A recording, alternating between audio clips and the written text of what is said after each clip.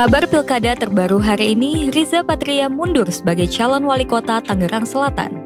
Sejumlah pihak menyebut jika ada beberapa gejolak internal yang akhirnya mendorong Riza untuk mengundurkan diri. Sementara itu, dinamika pilkada yang tidak kalah mengagetkan adalah munculnya Pramono Anung sebagai tokoh yang diusung PDIP menuju ring pertarungan pilkada Jakarta.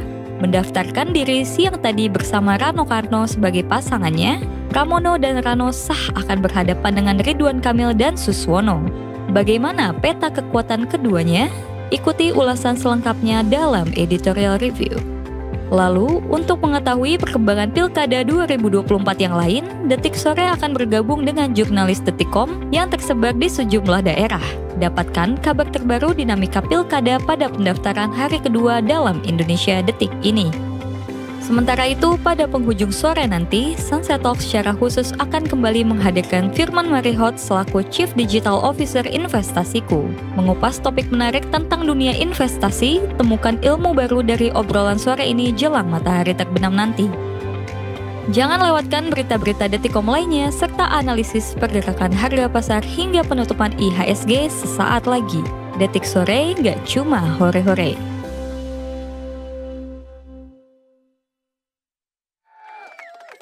Halo, selamat sore.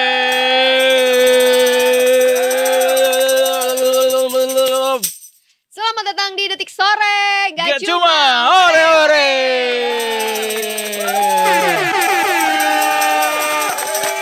Ada Edward Sumarangkir di sini. Ada Anita Mai juga pastinya sampai jam 6 nanti ya. Guys, kita hari ini bajunya agak berpesta ya. Ih, gue kelihatan gendut lagi. Pesta. Rakyat berpesta di pilkada. Kayaknya ini ya pendaftaran Cakada ini mereka sesuai dengan kayak pesta gitu, menyambut pesta rakyat gitu ya. Semuanya diiring-iring. Iya, benar. Ada kirap, benar. ada meriah gitu pokoknya. badut, Emang ada? ada wongpa. Gak boleh gitu loh. Ya banyak meriah, karena kan ini pesta demokrasi, Mae. Betul Yang namanya sekali. pesta tentunya harus penuh dengan kemeriahan. Makanya nggak boleh curang ya Anda ya. Nggak boleh. Kenapa jadi Anda curang ya? Nggak boleh curang. Kalau dicurangi jadinya kurang meriah tuh pesta jadinya. Oh, pada saat pelaksanaannya nanti. Iya. Iya, betul. Apa kira-kira kecurangan yang bisa terjadi? Money politik, ya kan? Itu salah satu bentuk kecurangan. Oke. Itu bisa dipidana loh ya, baik yang memberikan maupun yang menerima ya. Yes. Hmm. Boleh nggak kita fatwakan haram menerima uang dari para calon kepala daerah ini? Ayo kita undang MUI untuk membuat fatwa. Siapa kita? Tapi emang pasti itu mau nggak mau pasti ada ya Maya ya. Yang namanya money politik menjelang pemilihan kepala daerah itu ya kita tidak bisa naif lah untuk bisa menyadari itu. Karena pasti akan ada saja yang menggunakan cara-cara demikian gitu. Kita adalah penyembah money. Secara empiris itu terbukti gitu. Money. Must be happy. Tapi nggak boleh digunakan. Nggak ngerti deh gue, ntar gue salah ngomong lagi Nggak boleh apa? ngomongin money politik. Iya kan, ya, kalau misalnya dibilang nggak boleh untuk dalam tanda kutip membeli suara rakyat dengan uang itu kan udah jelas gitu kan. Tapi dalam berpolitik juga kan seperti yang lo bilang tadi dong, nggak boleh naif juga kita bahwa ya emang butuh duit untuk kampanye, ya kan, itu pada jelas. saat prosesnya nanti gitu. Tapi apapun itu bentuk calon kepala daerah ini untuk bisa mengampanyekan program-programnya, mari kita dukung bersama dan juga kita kawal tentunya. Untuk masyarakat kita juga kayaknya makin kesini makin dewasa dalam berpolitik kan. Jadi nggak Betul. semudah itu untuk ditipu, akan bilang bikin program begini kemudian kita langsung terbuai 100 gitu. ya 100% percaya Masyarakat gitu udah ya. makin dewasa dalam menyikapi Bener-bener. itu. Dan juga senang juga nih denger statement dari baik Pak RK ataupun Pak Pramono Anung gitu ya, ketika ditanya apa nih programnya atau apa nih yang akan dilakukan nih membawa politik di Jakarta. Mereka berdua jawabannya adalah ingin membawa politik gembira. Gue kira tadi politik gemoy. Kan beda. Iya. Yang Gemoy satu itu juga gemoy, lucu. yang satu Gemoy itu lucu kan? Iya, artinya. lucu. Iya. kalau yang nggak Gen Z banget nggak tahu nih yang gemoy ini. Tapi bener, kalau gue setuju Membawa sama politik Pak gembira Pramono gitu. dan Pak RK, bahwa politik gembira itu benar karena kita tuh sekarang udah disesaki dengan banyak sekali tekanan gitu, mulai dari tekanan global, tekanan rumah tangga, tekanan tetangga, banyak. Jadi kalau dihadapkan dengan politik yang biasanya adalah berhubungan dengan sesuatu yang panas gitu ya, dengan debat dan segala macam.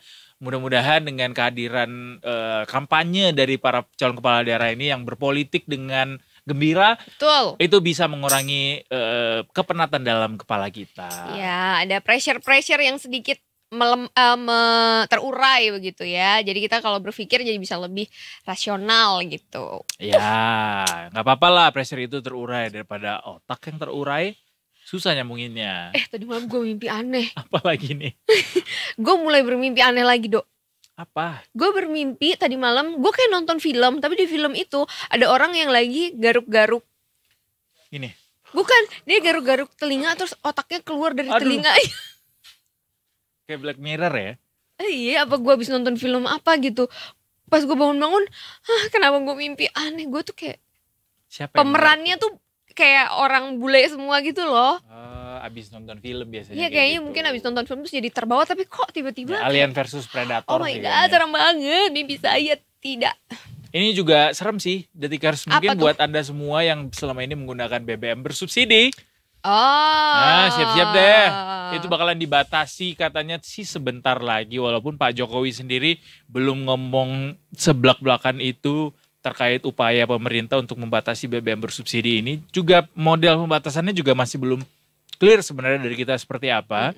Jadi ini sebenarnya wacananya sudah cukup lama disampaikan. Bahkan sebelum Menteri SDM sendiri juga berganti gitu dari Pak Arifin Tasrif ke Pak Bahlil sekarang. Nah, dari kabar yang terus bergema dari hari ke hari ini, akhirnya Pak Jokowi juga ikut buka suara kembali Pak Jokowi buka suara tentang kabar pembatasan BBM subsidi ini akan dilangsungkan pada 1 Oktober mendatang. Kabarnya begini, sampai saat ini belum ada rapat khusus di istana mengenai hal tersebut dan belum ada keputusan apakah BBM subsidi ini akan dibatasi pembeliannya di Oktober mendatang. Walaupun memang pemerintah saat ini memang sedang melakukan proses sosialisasi soal rencana membatasi BBM ini. Pemerintah juga masih perlu melihat kondisi di tengah masyarakat terlebih dahulu sebelum mengambil keputusan yang paling penting ini. Urusannya BBM soalnya. Bener, kalau udah urusan BBM biasanya tuh akan berpengaruh juga ke harga-harga makanan. Karena kan transportasi jadi lebih mahal gitu kan ya. Ke distribusi, apapun itu yang didistribusikan, baik itu bahan makanan dan lain sebagainya lah gitu. Itu mungkin yang dikhawatirkan. Dan kayaknya juga beberapa waktu lalu kan kayak Pertamax itu kan naik ya Do ya. Betul, itu BBM non subsidi yang mana memang setiap bulannya pasti akan diupdate harganya. Oh, pasti naik. Mengikuti harga pasar dunia. Ya kalau harga minyaknya lagi naik dia akan naik. Jadi sebenarnya kalau misalnya ada penyesuaian itu pasti akan diinformasikan gitu. Maksudnya kalau pasti yang non subsidi ya akan selalu diinformasikan setiap bulannya. Tapi kalau yang subsidi yaitu diatur sama pemerintah. Jadi ya harganya itu akan tetap sama kecuali pemerintah mengurangi mungkin jumlah subsidi yang diberikan atau kuota subsidinya habis bisa jadi. It's either mau nggak pemerintah menambal itu gitu. Karena memang subsidi ini kan BBM-nya BBM yang rendah RON-nya ya, which is berarti emisinya akan lebih banyak, lebih tinggi. Sehingga demi mengurangi yang namanya emisi, pemerintah juga akhirnya berkebijakan untuk batasi deh nih BBM subsidi ini, sekaligus juga mengurangi yang namanya beban APBN karena kan subsidi ini banyak sekali ditanggung sama APBN pada akhirnya. Udah ditanggung sama APBN, dibakar duitnya, terus jadi emisi lagi gitu. Dihirup sama kita lagi. Tapi memang itu boleh, itu gue tidak menyalahi bahwa pemerintah mensubsidi BBM ya, tapi masalahnya subsidi BBM ini dinikmati oleh orang-orang yang seharusnya tidak menikmati itu. Karena memang ada masyarakat tertentu, kelompok tertentu yang memang harus dibantu gitu, daya belinya dengan disubsidi harganya. Tapi kalau sampai bagiannya mereka juga dinikmati sama orang yang harusnya bisa beli yang non subsidi, kemana pikiran kalian? Pengawasannya juga dong harusnya ya. Nah itu juga pengawasan tentunya. Pengawasannya juga harus diperhatikan seperti apa. Yang harus kita perhatikan juga Detikers, selain itu tadi kita berbicara mengenai harga BBM subsidi, kita bicarain juga nih mengenai investasi. Wih. Tapi bukan investasi ini ya yang nanti sore kita bahas ya. Bukan Pak Firman. Bukan Pak Firman. Ini target investasi di era Prabowo Gibran itu katanya mencapai 2.000 triliun rupiah, which means 2.000 triliun itu berapa tuh? 2.000 triliun. Jadi pada tahun ini juga pertama kalinya pemerintah tuh menargetkan penerimaan pajak 2.100 triliun kalau nggak salah. Dan itu pertama kalinya penerimaan pajak tembus di level atas 2.000. Dan ini investasi juga ikutan ya, 2.000 triliun juga. Benar, jadi Kementerian Investasi Badan Koordinasi Penanaman Modal BKPM ini memang lagi buka-bukaan ya soal target investasi Indonesia di era pemerintahan Prabowo Subianto, Gibran Raka Buming Raka yang mencapai 2.000 triliun. Jadi Wakil Menteri Investasi BKPM Yulio Tanjung mengatakan bahwa sejumlah besar itu disasar karena Prabowo Gibran menargetkan pertumbuhan ekonomi tanah air menembus angka 7% sampai 8% pada 2025 sampai 2029 dan angka 2.000 triliun itu diperoleh berdasarkan perhitungan dan juga assessment dari BKPM. Jadi udah ada hitung-hitungannya lah ya gitu ya.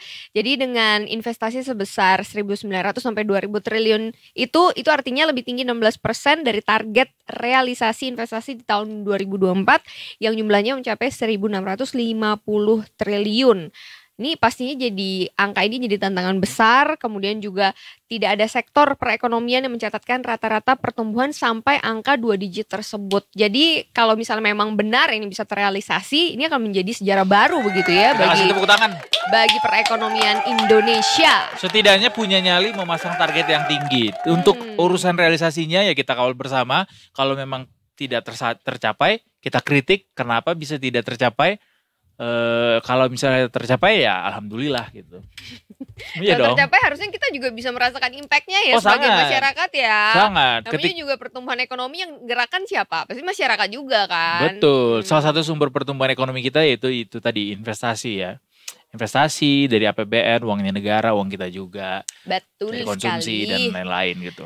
Kalau kita ngomongin investasi tidak lepas dari investasiku yang sudah hadir di sini akan bercerita mendongeng sama kita tentang sentimen apa yang terjadi hari ini. Karena kalau dilihat IHSG hari ini lumayan labil dari yang merah terus dia naik ke puncak terus turun lagi sedikit. Sempat turun lagi, and then naik lagi, and then turun lagi. Kegalauannya. Terus jadinya aku naik turun. Gimana sih lagunya? Nggak tahu lagi apa tuh. Sesuai sama baju kita sekarang. Hejo ya. Sesaat lagi kita akan bergabung dengan Mbak Sheryl dari Investasiku Detikers. Kita akan update review market sore ini. Tapi sebelumnya kita mau ngapain ya? Kita lihat dulu sentimen pasarnya hari ini apa aja. Biar kita bisa bahas nanti sama Mbak Sheryl. Kita tanya-tanya sama beliau. Yo. Oke. Yo. Ini dia. Yo. Tolong ditayangkan.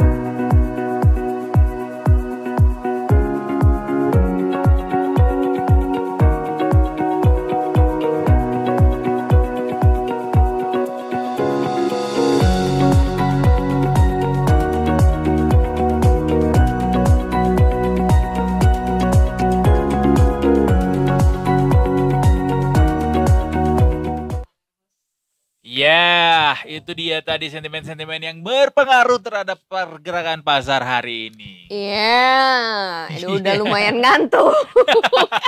Jangan ya. Jangan. Ini sengaja nih disumpel pakai permen karet supaya nggak ngantuk. Jujur memang hari ini lumayan sih.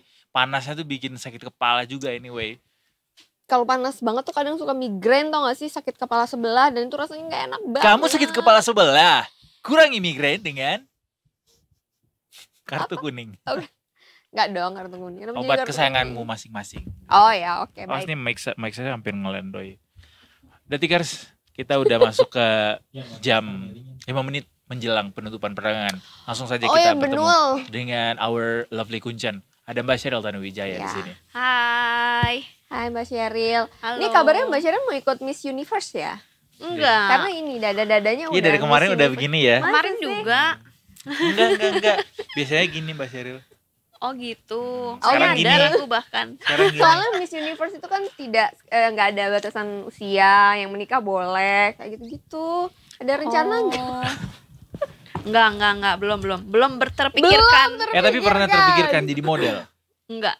Oh enggak ya. Dulu waktu kecil cita-citanya apa Mbak Sheryl? Presiden. Jadi dokter. Jadi dokter biar bisa suntikin orang. Kayak di lagu ya. Iya, Sheryl,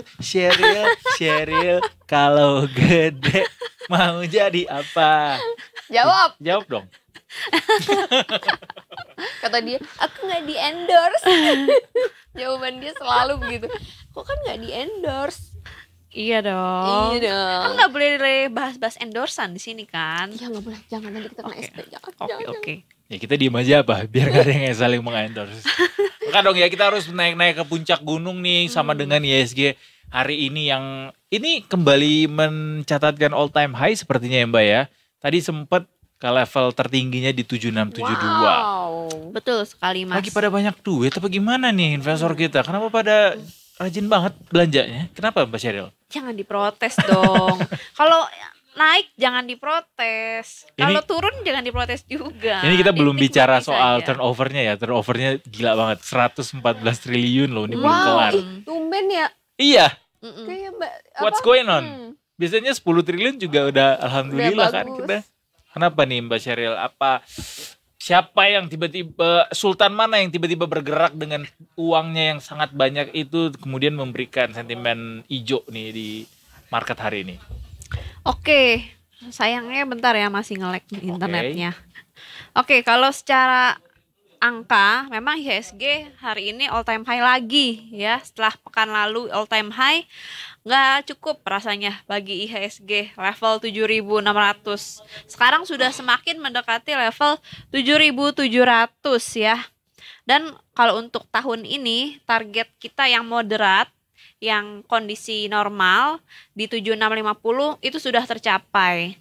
Kami bisa perkirakan untuk target yang optimis ya, target bullish, target market bullish ya, kita lihat IHSG ada potensi ke level 7.800 kalau kondisinya terkendali seperti saat ini, relatif aman ya.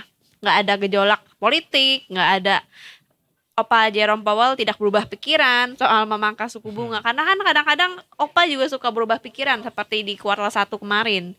Sejauh ini masih aman, masih inline dengan rencananya untuk memangkas suku bunga acuan. Nah, kalau dari movers kita lihat hari ini memang transaksi amat sangat besar ya. Ini yang paling besar.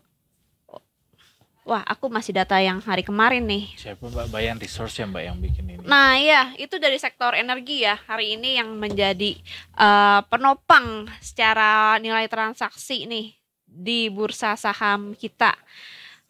Untung tadi aku sempat screenshot sebelum kesini. Ya. Oke, volume yang paling besar hari ini ada Cuan, ada Gems, Golden. ada Bayen juga ya. Itu 3 tuh penyumbang kontribusi transaksi yang besar di hari ini dari sektor energi. Seperti itu. Oke. Untuk dari bahan baku juga nih lagi-lagi grupnya Barito ya. Ada BRPT, lalu ada TPIA, ini juga grup Barito, dan ada MBMA yang menjadi penopang keramaian di pasar saham kita hari ini. Seperti itu. Kalau secara sentimen Mbak yang paling berpengaruh dari domestik kah atau dari luar justru? Global. Oke, jadi kemarin ada sentimen positif ya dari pemerintah kita yang meluncurkan kebijakan fiskal, yaitu meringankan perpanjangan insentif PPNDTP untuk sektor properti sebesar 100% nih tanggungannya. Jadi tapi khusus untuk rumah di bawah harga 2 miliar rupiah. Lalu juga kuota untuk penerimanya ini juga ditambahkan dari 166.000 ke 200.000 unit. Makanya kita lihat sektor properti dari kemarin sampai hari ini yang menjadi top gainer secara sektoral. Itu sentimennya optimis. Lalu juga hari ini ada lanjutan lagi pengumuman calon-calon pemimpin daerah ya. Jadi itu juga memberikan kelegaan di bursa domestik kita. Meskipun bursa regional Asia justru lagi berada di zona merah. Seperti yang terjadi di Shanghai. Ini melemahnya hari ini sampai tadi 0,5% lebih. Lalu Hong Kong bahkan melemahnya lebih dari 1% kalau Hong Kong. Tapi emang kalau dilihat-lihat IHSG pergerakannya semakin dekat menuju waktu tenggat The Fed yang akan mengumumkan bunga acuan semakin naik ke puncak gunung ya Mbak. Kayaknya makin ke September apakah bisa tembus ke 7.700 mungkin atau level tertingginya supportnya di berapa nih Mbak? Oke, kalau secara analisa harga kita lihat target resisten berikutnya ada di 7.720-an seperti itu. Dan kita lihat sih kemungkinan belum tercapai ya kalau di pekan ini. Kenapa? Karena di esok hari ada data ekonomi penting dari Amerika, yaitu ada PDB Amerika kuartal 2, lalu juga ada berbagai data ekonomi dari Eropa, data inflasi Eropa di esok hari. Lalu ada klaim pengangguran mingguan Amerika. Nah ini juga sangat dicermati sama pelaku pasar. Kenapa? Karena semalam ini JP Morgan Asset Management justru merevisi naik peluang potensi resesi di Amerika sebesar 25%. Artinya makin berpotensi resesi. Betul. Padahal di akhir pekan lalu The Fed sudah memberikan angin segar yang membuat pelaku pasar seolah lupa sama resiko resesi.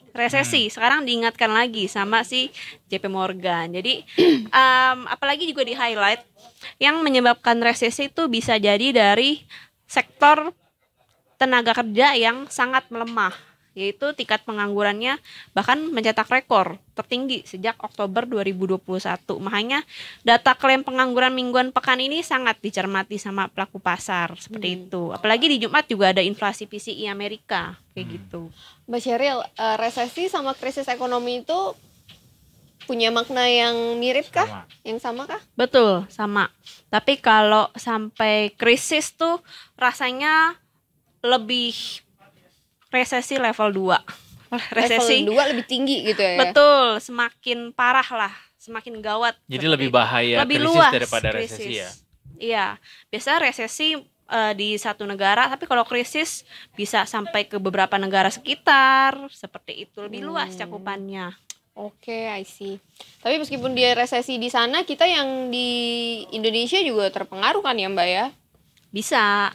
Karena kalau kondisinya lagi tidak baik seperti itu, biasanya investor nggak berselera untuk melakukan investasi. Iya. Orang kondisi ekonominya aja lagi sulit, bagaimana mau investasi, mau belanja, seperti itu.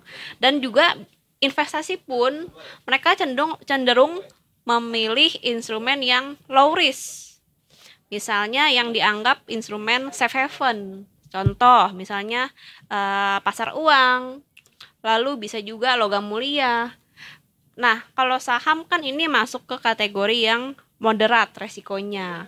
Jadi ya di investasiku untungnya kita bisa diversifikasi portofolio. Terbaik. Ada obligasi, ada reksadana, ada saham. Jadi cocok untuk segala cycle ekonomi, mau One for all, resesi. all for one. Nah itu dia. Oke, sudah 16:04 Mbak Sheryl. Mungkin kita bisa bacakan penutupan pasar hari ini. Boleh. Boleh ya? Berapa Mae?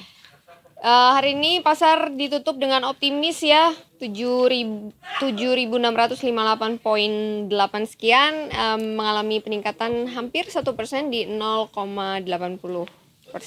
begitu, dengan di tertinggi, poin tertingginya di 7672.287, terendahnya di 7581049. Ditransaksikan sebanyak 1.268.000 kali, dan juga jumlah transaksinya 115, ini udah mencapai 115,816, sekarang udah jadi 817 triliun rupiah. Ya, masih luar berlangsung biasa, masih berlangsung juga sedikit ya, karena market juga memang optimis hari ini. Jadi saham yang naik ada banyak banget ya, 311 emiten saham. Begitu Mbak Sheryl penutupan kita hari ini. Dengan IHSG yang terus-terusan naik ke puncak gunung kayak gini, untuk sampai besok tuh masih Kamis ya.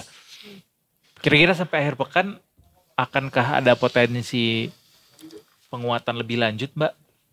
Karena ini baru gajian orang. Iya, Kayaknya betul. lagi banyak duit nih. Iya. Nah, tapi kalau memang secara analisa momentum, memang penguatan IHSG ini sudah jenuh beli ya. Jadi sudah riskan sekali sama koreksi jangka pendek. Sebelum melanjutkan tren penguatannya lagi lebih lanjut, seperti itu. Artinya buat investor, untuk besok ada potensi pelemahan ya. Besok kita perkirakan pelemahannya akan menguji level 7.600 dan untuk resisten di 7.700. Bisa masih 7.700 ya.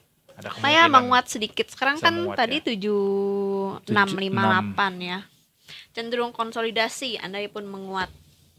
Iya. Kalau dibayangkan kan Mbak, atau mungkin dipikir-pikir, banyak nih sentimen-sentimen positif sepertinya.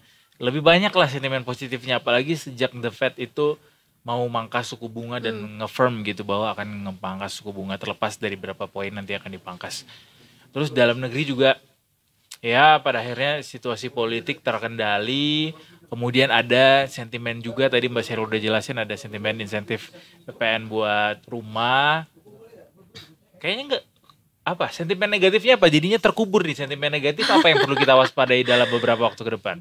Oke, sentimen negatifnya ya kalau dari global lebih ke kembalinya muncul nih potensi resiko resesi di Amerika seperti yang dikatakan sama JP Morgan kemarin. Itu satu kalau dari Amerika.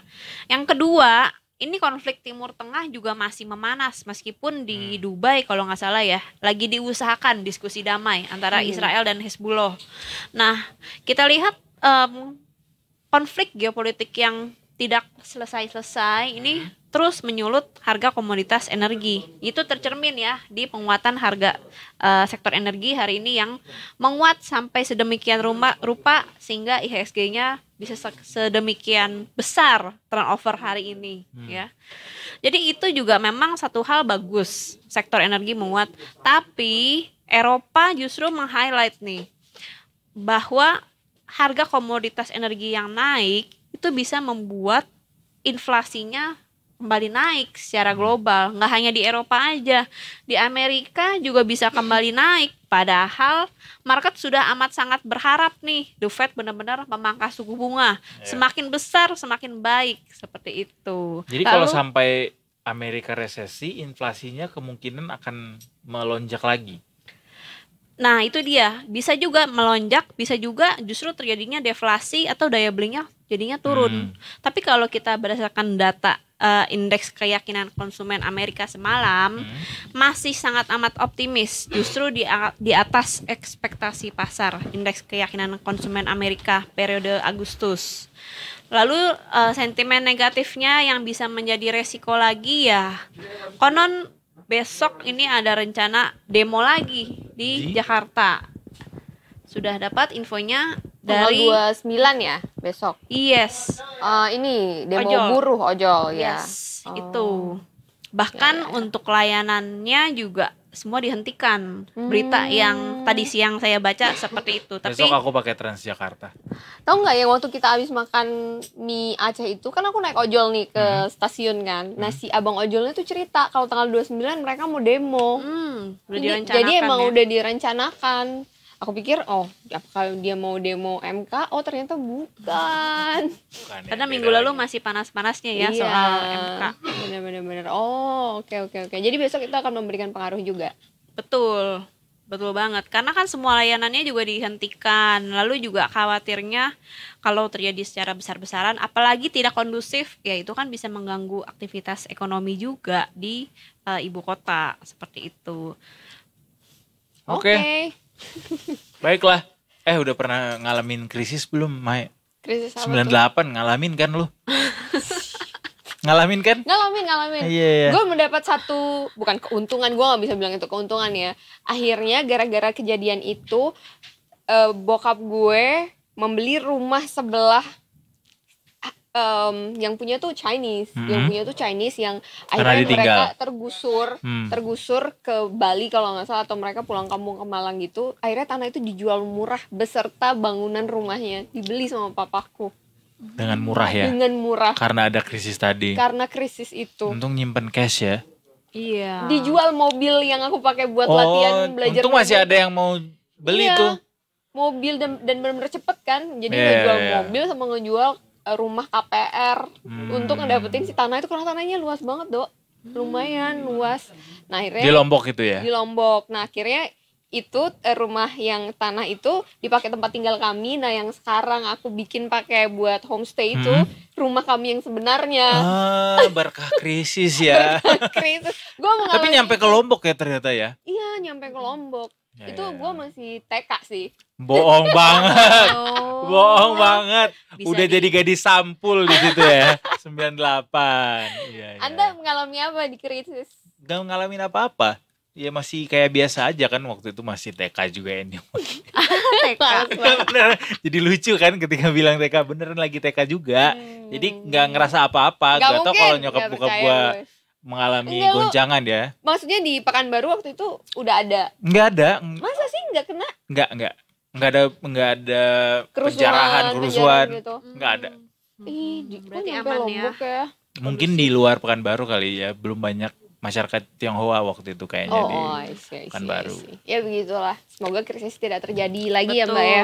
Iya, resesi ya juga jangan deh. Tapi tadi gue mau bilang daripada krisis ya resesi aja dah. Jangan dong. Tapi jangan juga deh.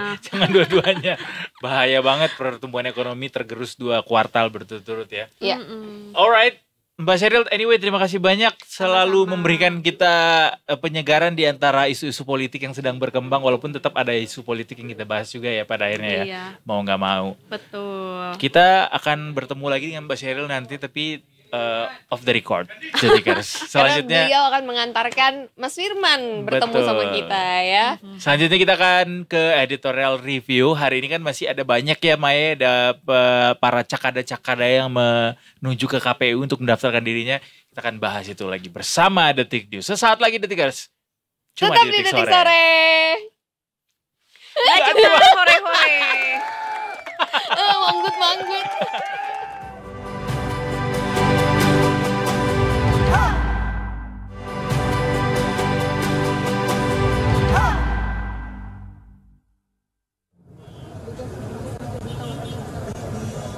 Ada beberapa tadi sudah kami sampaikan. Contoh, kami tadi menyampaikan, kami sudah hitung, sudah lihat-lihat. Ini harusnya masyarakat Sumatera Utara ini serius saja yang jabatan gubernur, serius saja dimana dalam 3 tahun saja jabatan gubernur dan gubernur ini bisa membuat seluruh masyarakat yang di Sumatera Utara ini juga KTP saja. Beberapa masuk di bidang pertanian dan juga ada kita hari ini Sumut masih ada daerah tertinggal, kita pengen ini keluar, tidak ada lagi daerah tertinggal yang ada di Sumatera Utara. Kita harus bisa keluarkan daerah tertinggal kita ini menjadi tidak lagi masuk kategori daerah tertinggal. Bapak kemarin kan sempat meninjau banjir ya Pak, sehingga banyak yang menyamakan foto Bapak kemarin dengan Presiden Pak Jokowi, karena satu karakter seperti waktu Pak Jokowi dulu sempat meninjau dorong-dorong saat mencalonkan sebagai gubernur. Nah, ada yang memuji, ada yang kritik, kan ya Pak? namanya kerja ya harus lihat lokasi. Kalau lokasinya di gorong-gorong masuk gorong-gorong. Kalau lokasi kerjanya ya di tempat banjir masuk tempat banjir. Lokasi kerjanya di sungai masuk sungai. Dan namanya persoalan itu harus dilihat. Untuk menyelesaikan persoalan nggak bisa dari dalam ruangan saja. Jadi harus dilihat sampai dengan titik persoalannya. Ya, jadi saya rasa bukan tentang pribadi lagi ya, siapa milik siapa, tapi cara kerja yang harus dilakukan oleh seorang pemimpin. Saya rasa itu harus mengukur bisa melihat persoalan. Kalau nggak gorong-gorong ya masuk, kalau gigi masuk gorong-gorong ya lewat. Tapi ini ketemunya dengan Pak Jokowi seperti apa sih pandangannya? Ya semua pemimpin pengen menyelesaikan permasalahannya. Ya kalau kita di Ada bang, ada. Disampaikan bahwa jadi pemimpin Ada. harus menyelesaikan permasalahan, harus tahu persoalannya. Bang, isu Blok Medan terus mencuat bang, apakah ini mengganggu pencalonan abang juga bang? Kelihatan sih bang, Ya untuk tentang itu saya sudah sampaikan ya, saya sudah jawab. FPWS cuma Saya sudah statement tentang itu, jadi silakan saya belum ada berubah statement. Artinya nggak menjadi tantangan kita di pencalonan ini ya bang? Gimana? Nggak menjadi tantangan kita di pencalonan ini bang? Saya sudah jawab tentang itu.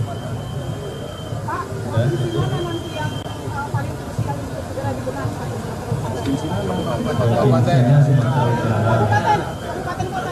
Kabupaten kotanya tadi saya bilang tentunya ada persoalan yang menyeluruh seperti kesehatan tadi, pendidikan. Kita nggak bisa pilih kabupaten kota mana yang prioritas, nggak bisa. Untuk kesehatan pendidikan sebuah kabupaten kota prioritasnya sama.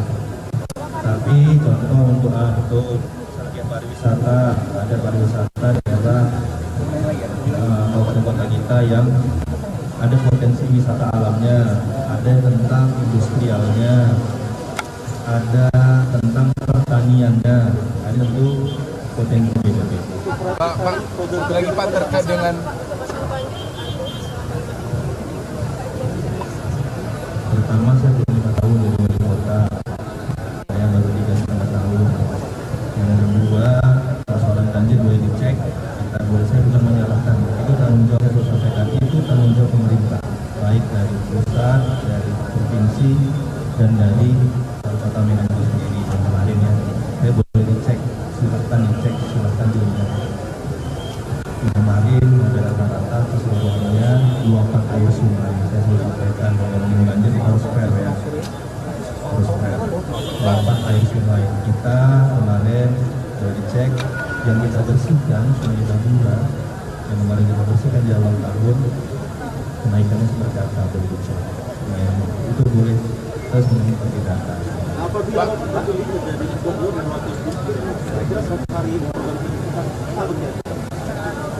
Sudah ada. Pak terkait dengan Bang Bobi, selama proses pilkada ini bakal mundur dari wali kota Medan nggak bang?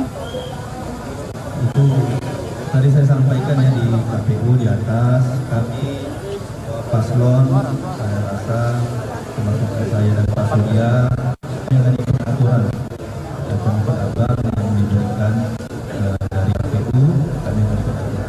Bang, harmonisasi bang, harmonisasi pasangan bang. Kan selalu saja pasangan ini ya ada kendala dalam perjalanan yang lain-lain bang. Abang sendiri dengan Pak Surya seperti apa? Pak, satu lagi terkait dengan Pak, Pembagi tugasnya udah ada dari awal bang. Apa? Pembagi tugas untuk menjalankan 5 tahun ke depan jika terpilih sudah.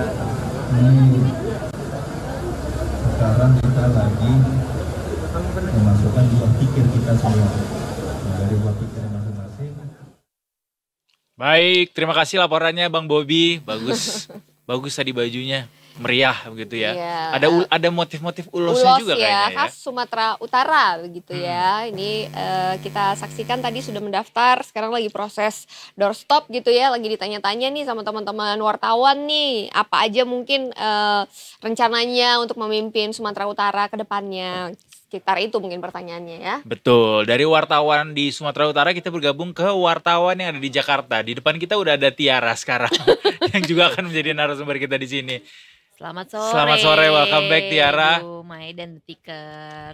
Terima Selamat kasih sudah menjadi sore. rumah makan Padang dalam beberapa hari ini ya. Pagi dan sore Pagi dan sore muncul. muncul. Selain sebagai narasumber jadi host juga loh, luar Iya. biasa. Udah nambah followers di Segala Instagram? bisa. Demi pendaftaran pilkada. Demi ya. Luar biasa pilkada ini. Tapi kita mau ke reporter kita dulu yang ada di KPUD Jakarta ya. Kita akan tanya-tanya ke Ivani katanya. Tapi kita mau lihat dulu ada sesuatu yang disiapin sama tim kita sebelum kita bergabung ke Ivani. Apa itu? Ini dia. Ini dia. Kita Sling. lihat bareng-bareng.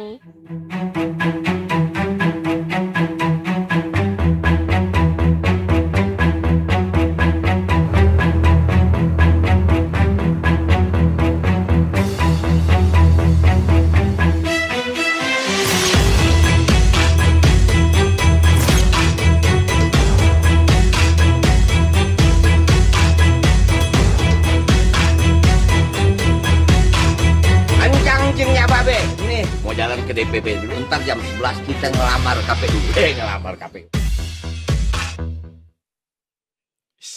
Gue mendengar suara Sidul tadi. Cangcing. Tapi waktu dia berperan sebagai Sidul, beliau nggak gitu karakternya ya. Kan yang kayak gitu Mandra. Iya. Kayaknya Sekarang itu ingin lebih mendalami lagi iya. gitu. Soalnya ngobrolnya kan sama Sarah sama Zainab, nggak bisa dong kayak gitu, harus halus-halus. Oke. Ya. Kita jadi ketemu sama Ivani ya. Jadi dong, ayo Oke. kita sapa apakah sudah tersambung bersama kita? Selamat sore Fani. Halo, selamat sore Kak. Halo Ivani, udah makan belum? Jangan sampai lupa makan ya. Iya, Aman ya. Ivani boleh dong. seharian ini cukup hektik ya Kak ya. Iya bener, kita juga merasakan itu kok di sini. Lapar ya? Lapar juga maksudnya. Ivani boleh dong cerita ke kita sekarang kondisi di KPUD Jakarta seperti apa situasinya setelah tadi pagi cukup ramai gitu dengan dua paslon datang bergantian gitu. Ivani boleh laporannya. Ya. Baik, saat ini di KPUD Jakarta tentunya dua paslon tadi yang mendaftar sudah beranjak pergi begitu dari KPU DKI Jakarta, dan tadi baru saja KPU DKI Jakarta melaporkan begitu berapa saja paslon yang mendaftar hari ini. Hari ini KPU DKI Jakarta menerima dua pasangan calon yang mendaftar, yaitu pendaftar pertama ada pasangan Pramono Anung dan Rano Karno yang tadi mendaftar pada pukul 11 waktu Indonesia Barat. Lalu pasangan kedua ada Ridwan Kamil dan juga Suswono. KPU DKI Jakarta telah memeriksa kelengkapan berkas dan selanjutnya akan dilakukan verifikasi berkas. Nah, KPU DKI Jakarta juga telah menjadwalkan cek kesehatan untuk dua pasangan calon yang hari ini mendaftar. Untuk pasangan calon yang pertama mendaftar yaitu Pramono Anung dan Rano Karno dijadwalkan melakukan cek kesehatan di RSUD Tarakan Jakarta pada Jumat 30 Agustus pukul 7 pagi waktu Indonesia Barat. Sedangkan untuk pasangan calon kedua yang mendaftar yaitu Ridwan Kamil dan juga Suswono akan dilakukan cek kesehatan pada besoknya Sabtu 31 Agustus setelah pasangan calon pertama pukul 7 pagi waktu Indonesia Barat di RSUD Tarakan RSUD yang sama. Dan untuk besok KPU DKI Jakarta masih membuka pendaftaran pasangan calon Casu dan Cawagup di Jakarta. Nah, tadi KPU DKI Jakarta menginformasikan belum ada informasi begitu kapan pasangan calon independen yaitu Dharma Pengrekun dan Purwardana yang mungkin akan mendaftar pada hari ketiga, kapan mereka akan mendaftar tepatnya waktunya begitu datang ke KPU Jakarta. Baik Ivani, kalau untuk yang besok kira-kira sudah dapat waktu persisnya kah kapan paslon yang selanjutnya ini akan yang dari calon independen akan datang ke KPU, kemudian juga ada informasi kah akan membawa berapa banyak massa begitu ke KPU? Ya, untuk itu masih belum terinfo. Tadi KPU DKI Jakarta juga menyampaikan KPU belum mendapatkan info kapan persisnya waktu calon independen ini mendaftar besok ke KPU DKI Jakarta. Namun pastinya KPU DKI Jakarta tetap akan membuka pendaftaran hingga pukul 23.59 waktu Indonesia Barat. Jadi jika pasangan independen ini mau melakukan pendaftaran, silakan langsung ke KPU DKI Jakarta. Oke, baik. Terima kasih banyak Ivani. Untuk saat ini berarti para pendukung sudah berangsur meninggalkan lokasi ya. Iya, betul sekali. Para pendukung sudah berangsur meninggalkan lokasi dari sejak pasangan calon juga ikut meninggalkan lokasi, begitu pendukung ikut meninggalkan lokasi. Baik, terima kasih banyak Ivani atas laporannya. Nanti kita bertemu kembali kalau misalnya sudah ada kembali ya yang melakukan pendaftaran hari ini atau mungkin besok. Terima kasih banyak Ivani. Selamat bertugas kembali. Terima kasih. Oke. Kita kembali ke studio. Yes. Jadi kalau di Jakarta hari ini ada 2 pasangan ya yang mencalonkan ya. Mungkin kita tanya dulu nih sama Mbak Tiara mengenai 2 pendaftaran dari 2 calon ini seperti apa peta politiknya nih Mbak Tiara. Iya, jadi hari ini kan ada 2. Yang pertama tadi Pak Pramono Anung dan Pak Rano Karno. Yang kedua adalah di siang hari Pak Ridwan Kamil dan Pak Suswono gitu. Kalau ngelihat dari peta pendukungnya dulu gitu ya. Kalau tadi kan Pak RK Suswono itu tadi di awal Pak RK sewaktu doorstop sempat bilang kami didukung oleh 15 partai politik. Sampai kalau mau baca ini harus buka catatan dulu nih kayaknya saking 15 gitu. Panjang ya. Jadi tadi gitu kan begitu mau buka catatan, saya harus buka catatan dulu nih untuk nyebut 15 ya karena 15 tuh ya. Sementara sejauh ini kalau Pak Pramono Anung dan Pak Rano Karno itu diusung satu parpol yaitu PDIP. Dua-duanya juga sama kader PDIP gitu ya. Nah, kalau Pak Pramono dan Pak Rano ini kan memang baru diumuminnya cukup mendadak ya gitu kan. Kemarin dengan nama-nama yang berseliweran, pasangan-pasangan yang kabarnya ini, kabarnya itu. Betul. Sampai akhirnya pas malam di fix Pak Pramono Anung dan Pak Rano Karno. Tadi singgung juga sama Pak Pramono. Ini keputusannya telat gitu ya belakangan, tapi daftarnya paling cepat. Paling cepat karena langsung pagi-pagi gitu. Nah tadi beberapa udah disampaikan pas sebelum daftar juga Pak Pramono Anung sempat cerita waktu dia dapat penugasan dari Bu Mega gitu kan.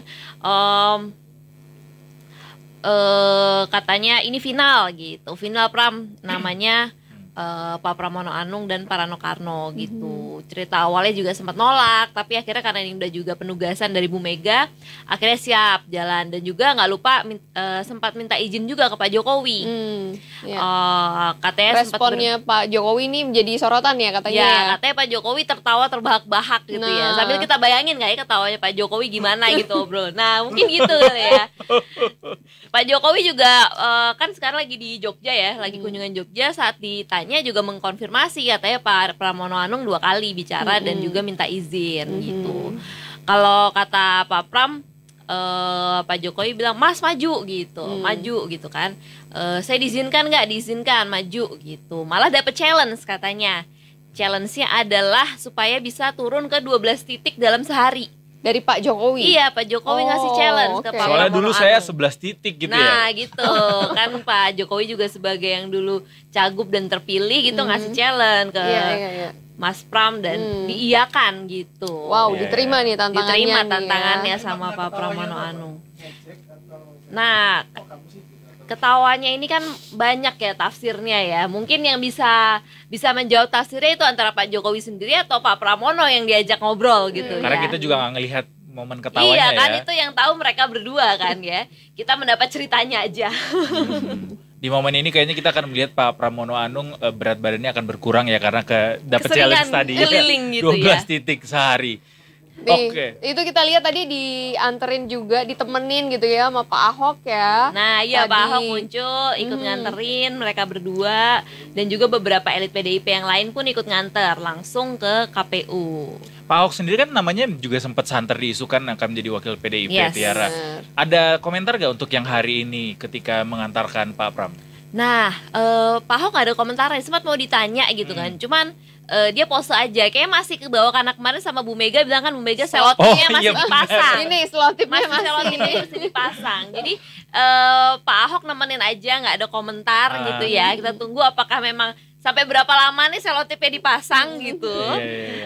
Tapi yang jelas mungkin dari kehadiran Pak Ahok itu mungkin bisa buat gambaran juga apakah nanti ke depannya misalnya Pak Ahok akan ikut mengkampanyekan pasangan Pak Pramono dan Pak Rano Karno ini gitu kan. Apakah misalkan dengan ada Pak Ahok di situ mungkin para Ahokers gitu ya, Ahokers pendukung Ahok dari zaman suaranya 2017 bisa tertarik, suaranya ketarik ya. gitu. Nah itu kita menanti juga gitu kan, apakah ada efek-efek yang dibawa dari dukung Pak Ahok, jelas-jelas kan dengan hadir itu kan menyatakan gue di sini loh gitu, gue di sini. Nah apakah itu juga akan berefek kepada dukungan untuk pasangan ini karena memang pasangan ini belum pernah ada di survei gitu ya. Kalau mau ngecek survei, benar-benar kejutan ya. Iya, bandingin elektabilitas tuh belum bisa.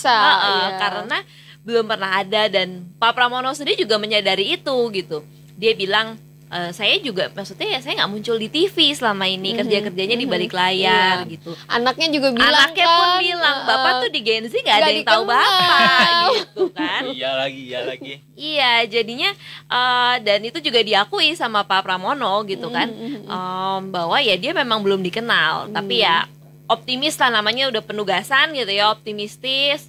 Bahkan tadi juga sempat menyampaikan beberapa pandangannya bahwa soal Jakarta atau soal bahwa rekam jejak beliau ini mungkin beliau di balik layar, tapi beliau ada loh di balik misalkan penyusunan terkait LRT, MRT gitu kan. Beliau kan juga di balik layar mengetahui proses-proses di baliknya. Rekam jejaknya panjang gitu ya Mbak. Salah satu yang kerjanya paling keras sebenarnya di balik layar ya.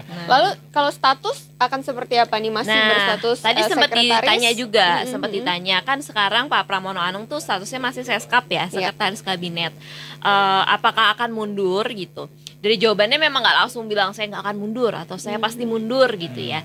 Tapi secara nggak langsung sih menyiratkan bahwa ya tetap akan dengan posisi seperti ini gitu, belum akan mundur kecuali memang sudah aturan mewajibkan gitu. Pak Jokowi juga ketika di doorstop ditanya gitu kan apakah akan mundur, jawabannya ya wong ini kan baru daftar gitu. Kemudian kalau ditanya ke KPU, aturannya adalah untuk menteri karena Pak Pramono kan Seskap ini setara menteri ya, yang wajib adalah cuti gitu. Jadi misalkan memang apakah nanti cutinya full misalnya di masa kampanye atau misalkan cuti di hari-hari tertentu, nah nanti kita lihat juga gitu. Jadi memang kalau dari KPU by aturan adalah kewajibannya cuti bukan mundur gitu. Oke. Tiara, tapi justru yang mengejutkan ketika tadi dibilang bahwa pasangan ini kan muncul secara mengejutkan di publik begitu. Tapi ternyata masyarakat banyak yang berpendapat begitu bahwa kehadiran Rano Karno di situ justru memberikan suara yang besar buat pasangan ini meskipun mereka cuma diusung sama satu parpol. Gimana pertarungan antara Kim dan juga melawan PDIP nih yang mengusung Pramono Anung dan juga Rano Karno? Ya kalau Rano Karno mungkin kan karena juga identik dengan Sidul gitu ya, mungkin anak Betawi gitu yang masyarakat Jakarta terutama mungkin yang warga ya yang waktu usia situ udah ngikutin Sidul mungkin aware gitu ya. Aku sih belum lahir ya. Alah orang 98 aja udah lahir. Kayak waktu tadi Bang Dul ngungkapin soal iya nih apa namanya ucapannya Babe Sabeni kesampaian itu. Nah kalau yang ketawa atau yang kalau enggak itu berarti kelihatan usianya. Bawa angkot, bawa oplet, gitu kan. Ini juga sampai datang ke rumah lokasi syutingnya ya. kan ya. Nah mungkin dari situ bisa kan jadi bagaimana itu bisa menarik para pemilih yang memang usianya waktu itu juga erat gitu dengan Sidul gitu. Tapi di sisi lain juga kan ada pasangan Pak Ridwan Kamil dan Pak Suswono yang koalisinya besar gitu ya, dengan koalisi besar banyak parpol, tentu saja mesin penggeraknya itu juga lebih besar gitu kan. Jadi kita lihat gimana strateginya masing-masing nih di antara dua pasangan ini gitu kan. Yang satu mungkin dengan koalisi yang parpolnya banyak gitu. Yang satu kalau misalkan dua-duanya kan sama-sama kader PDIP gitu ya. Pak Pramono dan Pak Rano nih sama-sama kader PDIP. Apa nih strateginya untuk yang tadi berasa belum dikenal, gimana supaya biar bisa dikenal gitu. Atau juga misalkan dari lawannya, dari Pak Ridwan Kamil Suswono ngelihat oh sekarang lawannya ini nih, oh siapa tahu punya strategi baru gitu kan ya. Sebelumnya nyusun strateginya ngelawan yang lain mungkin kan, siapa tahu ya. Tapi bisa jadi nih strategi mereka nih kan sama-sama menyatakan kalau mau bikin politik yang gembira gitu kan ya. Itu mengartikannya gimana tuh Mbak, politik yang gembira itu? Mungkin kan ini ya, pemilih Jakarta itu masih lekat lah diingatan kondisi saat Pilgub 2017 gitu ya. Itu kan lumayan cukup tegang gitu ya, dengan berbagai isu, kemudian cukup panas lah saat itu, dan itu memberikan ingatan yang membekas kepada mungkin bukan cuma masyarakat Jakarta tapi masyarakat di wilayah lain gitu kan. Makanya sejak 2017 kan banyak muncul campaign atau seruan supaya tidak terpecah belah, supaya bersatu seperti itu. Dan tentunya ketika memulai pilkada lagi, pilgub di Jakarta, mungkin ada kekhawatiran serupa gitu kan, kekhawatiran apakah persaingan ini akan sesengit apa, setegang apa gitu kan, sehingga muncul tadi ajakan-ajakan supaya misalkan pemilunya kondusif, supaya riang gembira gitu kan. Jadi supaya sama-sama bisa memilih calon yang terbaik gitu ya, tapi dengan cara-cara yang seru, cara-cara yang happy gitu ya. Tidak saling menjatuhkan, tidak ada ujaran kebencian. Gontok-gontokannya tuh gontok-gontokan ide gitu ya. Ya, ada yang ada yang beride membangun rumah di atas jalan. Nanti kita lihat Bang Rano Karno dan juga Pak Pramono Anung akan membangun apa nanti ya inovasinya. Mungkin kan sekarang juga baru diusung ya, belum ada ide visi misinya, belum tersampaikan gitu ya. Mungkin habis ini baru udah muncul. Lagi dipikirin nih idenya apa nanti untuk kayaknya kampanye Pak Pram juga masih shock kayaknya akhirnya terpilih dari PDIP ya. Kalau kejutan lainnya juga datang dari ke pilkada Tangsel, Tiara, soal Riza Patria yang mundur, Marcel juga yang selama ini digembor-gemborkan namanya juga hilang dari peredaran. Jadi wakil Kim siapa akhirnya di pilkada Tangsel ini? Nah, jadi memang itu cukup mengagetkan juga gitu kan, tadi pagi di tengah-tengah momen pendaftaran ini tadinya udah ada pasangan Pak Riza Patria dan Marcel, ternyata Pak Riza infonya mengundurkan diri dari pencalonan gitu. Informasi kalau pernyataan gitu dari Gerindra dan dari Pak Riza sendiri bahwa katanya Pak Riza diberikan tugas lain gitu, diberikan tugas lain oleh parpol gitu, tugas lain di pemerintahan yang di luar kabinet, sehingga karena ada tugas lain itu Pak Riza mengundurkan diri dari pencalonan gitu. Nah, dengan Pak Riza mundur, kata Pak Riza secara otomatis Marcel juga nggak ikutan di Pilwakot Tangsel gitu. Nah, beberapa parpol Kim yang tadinya mengusung itu juga udah angkat bicara gitu. Mereka mengalihkan dukungan, jadinya mendukung calon petahana saat ini, yaitu Pak Benyamin Daphni dan juga Pak Pilar Saga gitu. Itu pasangan petahana, mereka mendukung gitu kan. Dan kemudian ada juga seperti PKS yang kemarin juga sudah menyatakan lebih dulu menarik dukungan dari pasangan Riza Marcel, dan mereka mendukung kader sendiri untuk maju di Pilkada Tangsel. Nah, jadi kita lihat nanti gimana. Ada perubahan peta nih di Pilkada Tangsel setelah ada calon yang mundur ini gitu kan. Ada 2 petahana lawan calon yang satunya lagi yang juga diusung PKS. Kita lihat apakah ada parpol lain gitu kan yang dukung calon yang kader PKS ini, atau ternyata gimana pembagiannya gitu kan. Sama-sama belum daftar, harusnya kayak sama-sama baru bakal daftar besok. Besok kayaknya masih banyak yang akan mendaftar di hari besok terakhir ya. Hari terakhir. Kalau hari terakhir kan besok sampai jam 23.59 kan ya. Tapi kalau tadi balik ke mundurnya Pak Riza Patria, bisa jadi nggak sih Mbak salah satunya adalah penyebabnya karena kontroversi yang banyak timbul gitu dari dipilihnya Marcel sebagai wakilnya kan? Nah, ini kita lihat juga ya gitu kan. Memang di Tangsel dinamikanya lumayan berkembang gitu kan.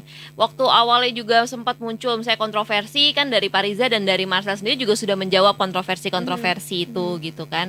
Kemudian udah sempat juga keliling ke beberapa titik juga di Tangsel gitu. Nah, memang ya inilah pilkada ini bisa memunculkan nama-nama, tapi ya fixnya tuh bener-bener sampai detik terakhir pendaftaran gitu. Karena kadang yang kita rasa udah fix, udah cocok, hampir pasti gitu ya, ternyata ada yang berubah, ada yang mundur, ada muncul nama baru gitu kan. Termasuk kadang kayak udah pegang syaratnya, formulirnya gitu, udah dikasih gini pun ternyata bisa ganti juga gitu. Kalau udah daftar bisa ganti nggak? Nah ini perlu ini juga sih dicek aturannya juga, karena kalau kayak tadi misalkan saat pendaftaran gitu ya, dari KPU itu juga ngecek misalnya paslon A gitu ya diusung 5 parpol gitu ya. 5 parpol ini harus ada ketua parpol di wilayahnya gitu. Kayak kalau Jakarta harus ada ketua parpol Jakarta yang ikut mengantar. Kalau misalnya nggak ada orangnya sampai di video call. Sampai untuk make sure kalau benar-benar mendukung gitu. Kayak tadi pas Pak Ridwan Kamil sama Pak Suswono daftar gitu ya. Dari beberapa parpol sempat nggak ada tuh dari PAN gitu kan, akhirnya di video call gitu, ditanya lewat video call betul mendukung pasangan Ridwan Kamil Suswono betul, nah baru itu sebagai syarat pendaftarannya. Jadi emang harus fix gitu saat daftar, sebelum nanti syarat-syaratnya diteliti lagi sama KPU sebelum penetapan. Ada cek kesehatan juga ya. Betul. Nah habis ini tuh proses berikutnya adalah cek kesehatan. Jadi ada rumah sakit yang memang udah ditunjuk, rumah sakit pemerintah. Mereka biasanya tesnya itu sesuai urutan daftar. Jadi kalau duluan daftar ya dia duluan tes. Duluan dites, duluan dicek. Tapi mundur sedikit ke Pak Riza tadi, Tiara. Dengan mundurnya Pak Riza kan tadi dibilang ada tugas lain gitu, tapi di luar dari kabinet. Berarti pindah ke daerah lain kah pencalonannya atau seperti apa? Mungkin bukan pindah daerah, cuman mungkin nanti misalkan ada penugasannya bisa ya di pemerintahan, mungkin di pusat gitu ya, tapi belum disebut gitu. Tapi bukan pindah pindah ke daerah lain ya? Sejauh ini enggak sih. Sempet sih ada kabar-kabar kan, isu-isu apa Pak Riza terus jadi dipindahin ke Jakarta, dampingin Ridwan Kamil, sempat ada isu kayak gitu gitu kan, nggak jadi di Tangsel, apakah jadi di Jakarta gitu. Nah itu langsung dibantah juga gitu. Oh udah didaftarkan juga ya nama tadi tuh ya? sebelum pendaftaran tuh muncullah beberapa isu-isu itu kan. Salah satunya tadi ada isu katanya Pak Riza ditarik ke Jakarta gitu, nggak jadi Tangsel, tarik Jakarta. Dikonfirmasi enggak, dibantah gitu kan. Sampai akhirnya pendaftaran yaudah tetap Pak Ridwan Kamil, Pak Suswono. Tuh.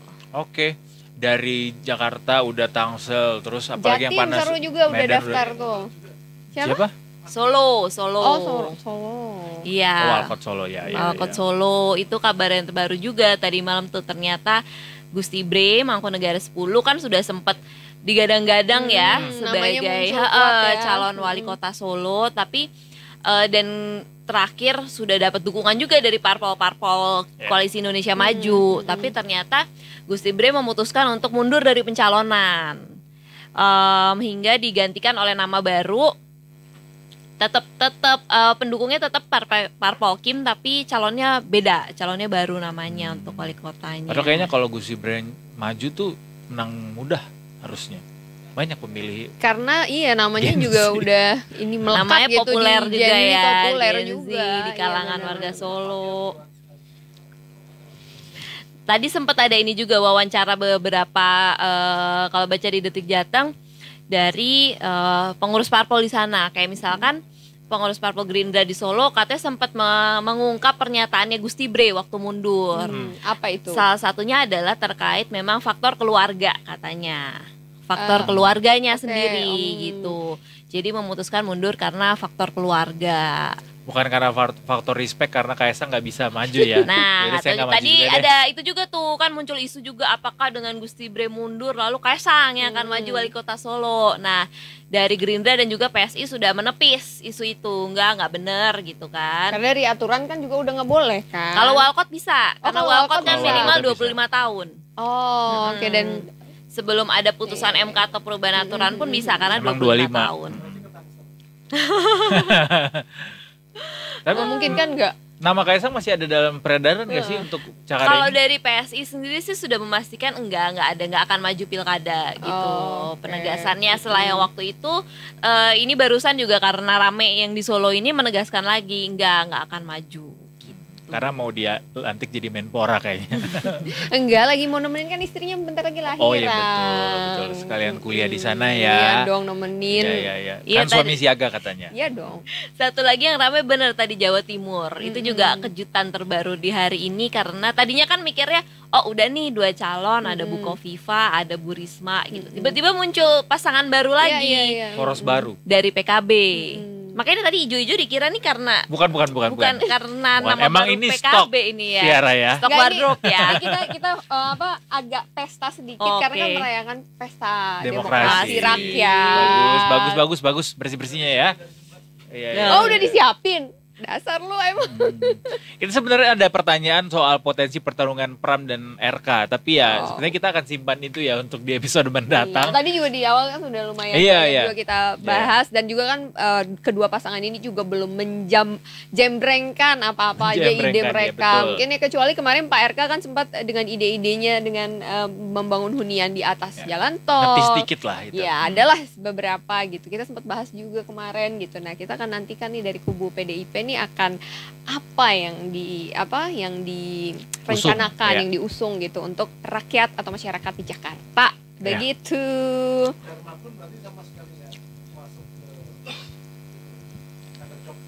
Darmakun kita lihat aja kan infonya mau daftar besok kan. Nah, itu masih fix kan? Akan daftar mereka besok? Iya, besok. Kita lihat aja pendaftarannya seperti apa dan juga nanti proses tahapannya sampai penetapan seperti apa. Kalau yang Jawa Timur tadi Mbak ada yang mau dielaborasi lagi dari statementnya?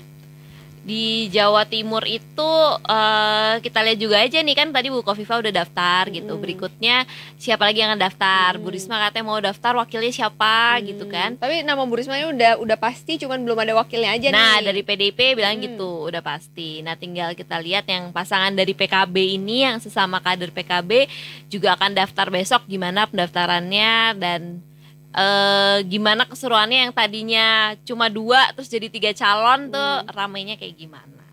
Wow. Oke. Mau nanya satu lagi Tiara, mungkin boleh dijawab singkat. Kenapa sih akhirnya PDIP memutuskan untuk tidak memilih Pak Anies dan akhirnya single choice gitu dari wakilnya sendiri yaitu Pak Rano Karno dan juga kader-kadernya aja. Pramono. Nah itu yang bisa jawab PDIP. Belum ada statement gitu dari elit PDIP. Nah nanti kita cek lagi pemberitaannya ya sambil diikutin Detikcom apa penjelasannya dari PDIP. Mantap Detik News sekali. dong ya. Jadi kalau Tiara terus-terusan ngomong nanti Detik Newsnya nggak diklik. Jadi klik aja di Detik News Detikers ya. Oke, terima kasih banyak Tiara for always coming here. Yes, pastinya. Sama kita nunggu ini juga ya Mbak ya. Siapa Pak Anies kan katanya hari ini juga akan ketemu dengan beberapa orang gitu ya. Siapa tahu kita masih ada reporter update-nya. belum cabut nih dari rumahnya. Oh serius? Belum cabut dari pagi, masih standby nungguin pulang, masih duduk-duduk tuh kan nungguin pulang, siapa tahu ada hasilnya pertemuan. Siapa tahu mau mampir. Semoga ngobrol, ada hasilnya nanti ya. Oke, kalau begitu terima kasih banyak Mbak Tiara sudah menjadi pawang kita pagi sore. Betul, sehat-sehat selalu karena akan lama kayaknya ya sampai pilkada berakhir. November dong.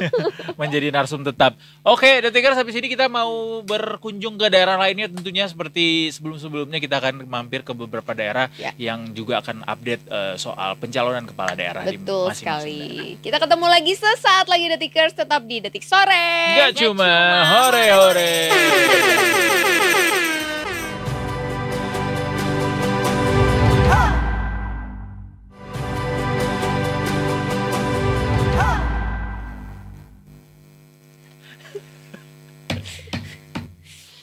Ingat, badan boleh apotik.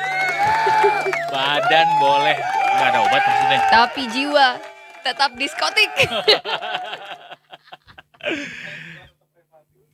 Nggak dong. Anda. Masa badan udah apotik, jiwa rematik. Ya Allah, sedih banget. Lelah saya. Ya, kalaupun lelah dikuat-kuatin ya Detikers ya. Masih di Detik Sore, nggak cuma hore-hore. Tepuk tangan dulu kita boleh lah. Gajian masih selamat ya udah. Pada gajian hari ini. Bukan hari ini baru gajian justru. Tapi hari mungkin, ini kan? Iya hari ini. Ada yang hari ini, ada yang tanggal 25, ada yang tanggal 1. Tapi apapun itu yang menjadi kunci jawaban adalah bagaimana kalian punya sumber pendapatan sebanyak-banyaknya. Ya, setuju. Setuju saya, benar. Tidak cuma dari satu sumber. Iya kayaknya kita udah mau langsung sunset talk aja ya.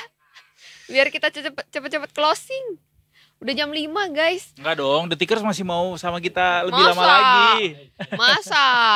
Kita mau bergabung sama beberapa daerah di Indonesia hari ini. Kita mau ke Sumatera Utara, ke Jawa Timur, ke Jawa Tengah. Yes. Kita akan gabung sama mereka semua. Siapa yang pertama kali akan kita sapa? Nizar ada. Oke, semuanya. Oke, ada Nizar Aldi dari Detik Sumut. Selamat sore Nizar, ada Mbak Mira Detik Jatim, Mbak Mira selamat sore, dan juga Mas Afsal Detik Jateng. Tepuk tangan dulu buat mereka bertiga. Luar biasa sekali. Seperti mic saya ya, Loyo. Melehoy dia itu ya. Oke, kita mungkin boleh sapa satu-satu dulu kali ya, dari Mas Nizar dulu. Udah tadi. Enggak, maksudnya laporannya dari laporan. beliau dulu. Oh iya gitu. silakan. Oh, belum. Ya. Belum Mas. Bang Nizar dari Detik Sumut, boleh cerita ke kita apa aja yang bisa dilaporkan dari KPUD di Sumatera Utara, kemudian siapa saja yang sudah mendaftar, kemudian mungkin ada hal-hal menarik yang dilihat di lokasi yang bisa dilaporkan ke kita. Silakan Bang Nizar. Baik, terima kasih Mas dan Mbak yang di studio. Pendaftaran di KPU Sumatera Utara sendiri ini memasuki hari kedua.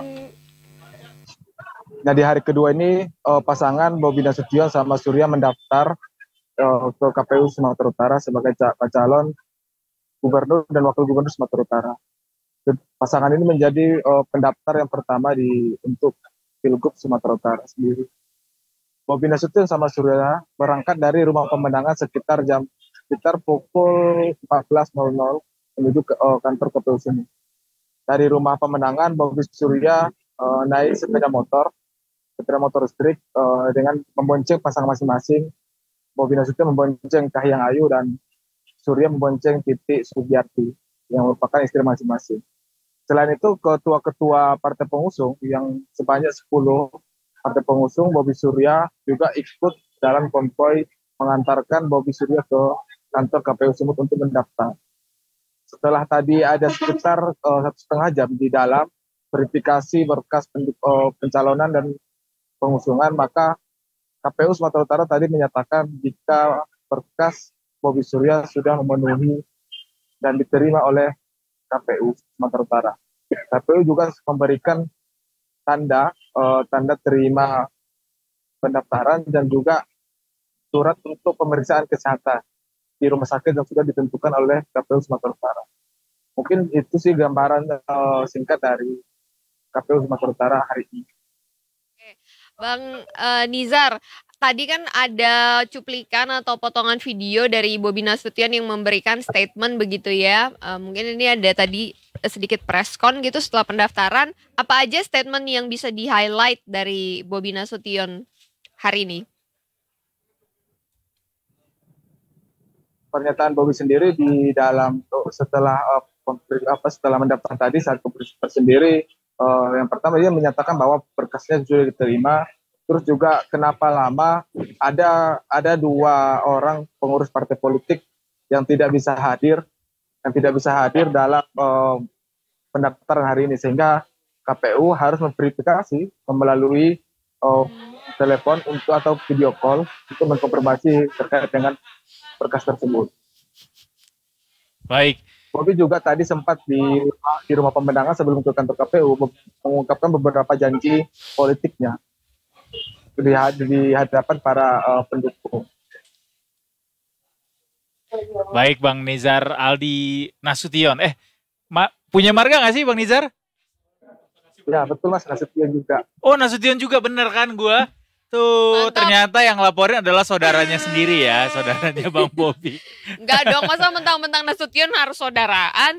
Iya bener. Masa sih? Di Batak gitu. Kata kamu enggak waktu itu. Bisa, Bang Nizar bisa minta duit ke Bang Bobi kalau kayak gitu. Enggak ya.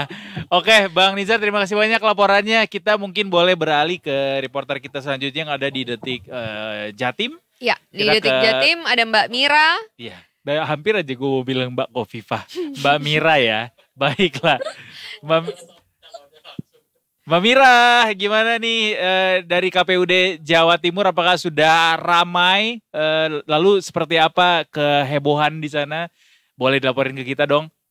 Ya, halo teman-teman di studio. Aku mau ralat sedikit. Kita dari tim Jatim tadi sudah bergerak dari KPU, sekarang ada di kantor Detik Jatim di Surabaya.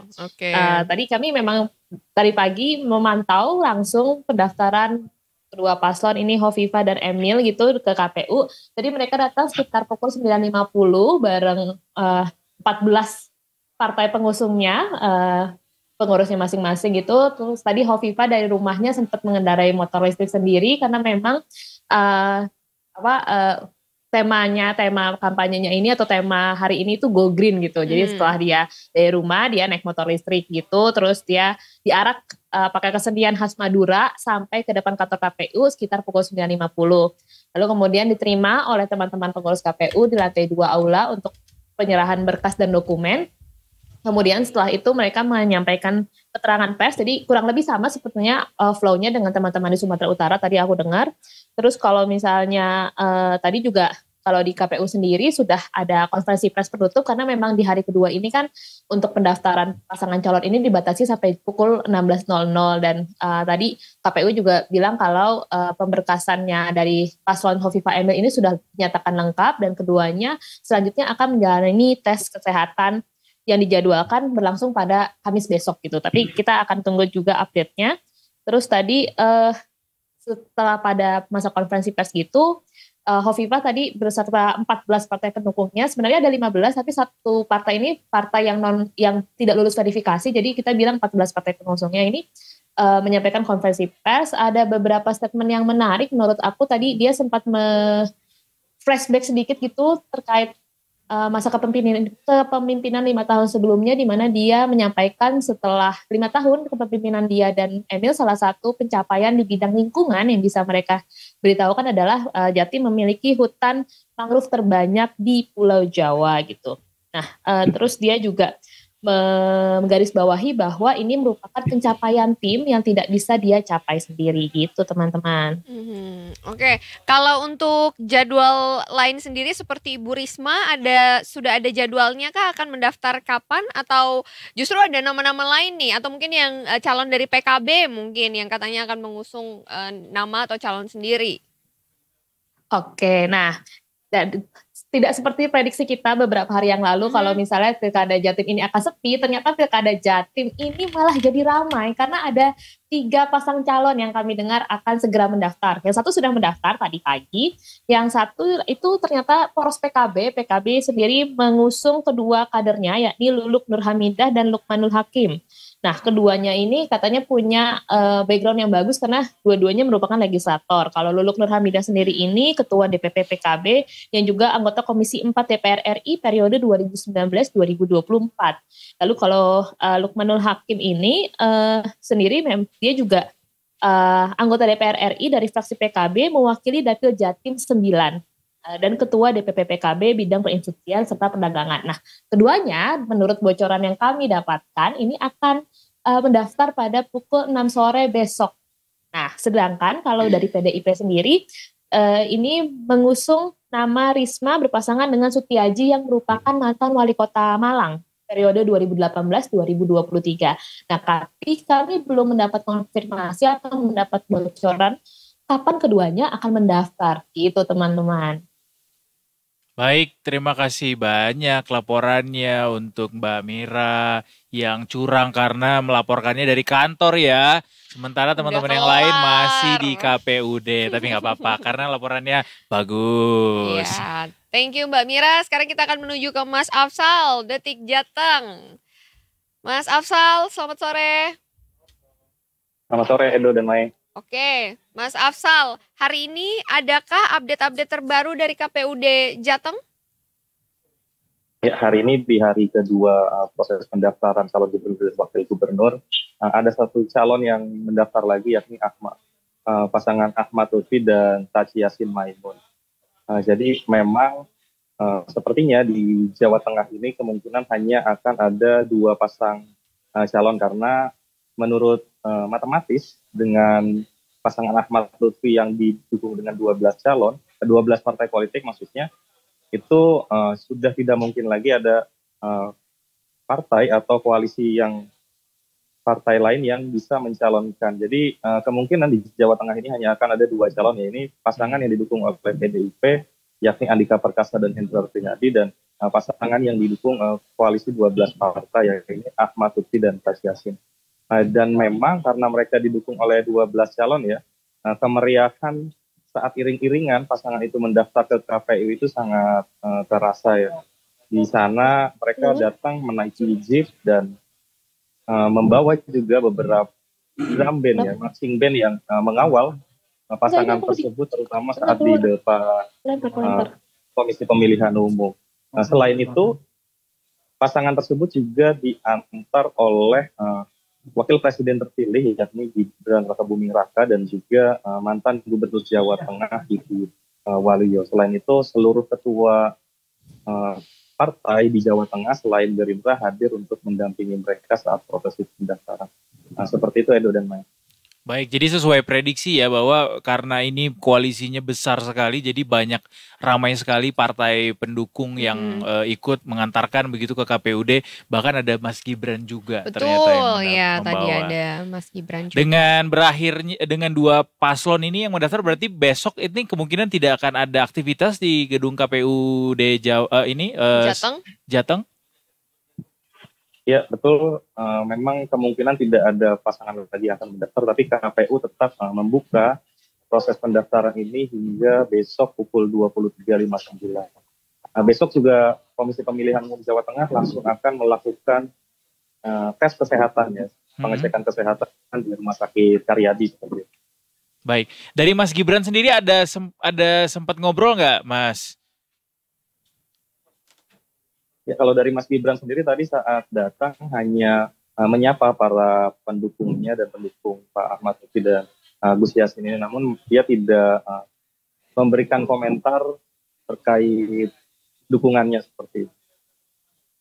Baik, jadi no comment ya Mas Gibrannya sendiri ya. Yeah. Baiklah, terima kasih banyak Mas Afsal untuk laporannya. Yeah. Kita kawal bersama pilkadanya, nanti laporan kembali akan kita minta mungkin untuk ini ya proses-proses selanjutnya dari pendaftaran masing-masing paslon. Iya. Terima kasih banyak Mas Afsal. Selamat bertugas kembali. Terima kasih juga buat teman-teman lainnya. Tadi ada Mbak Mira, ada Bang Nizar juga. Selamat bertugas kembali, sehat-sehat. Nanti kita nantikan laporan-laporan selanjutnya ya teman-teman. Terima kasih banyak. Bye.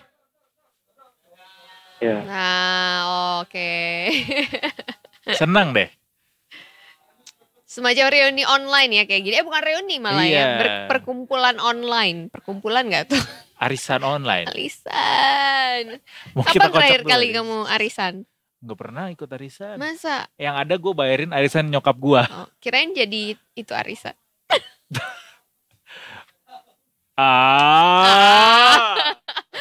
Oke deh kalau gitu kita take a break. Kita istirahat dulu ya Detikers ya. Mungkin kita mau ngemil.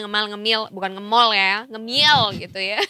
Mentang-mentang tadi Pak Erlangga bilang kalau mall-mall di Indonesia tuh jauh lebih bagus daripada di Amerika. Oh iya dong. Iya dong. Harus dong. Tapi Nggak kalau tahu apa di Jakarta kayak mana mall banyaknya. Tapi kalau dibanding sama Singapura kalah kita. Oh iya. Itu ya, Singapura ya. Kalah. Oke, baik kalau begitu. Detikers kita akan kembali lagi sesaat lagi. Habis ini kita akan mau mengabarkan banyak hal berita lainnya yang populer di Detikom hari ini. Apa aja? Sebelum kita menantikan ilmu investasi selanjutnya untuk minggu ini. Sesaat lagi di Detik Sore. Gak cuma ore-ore.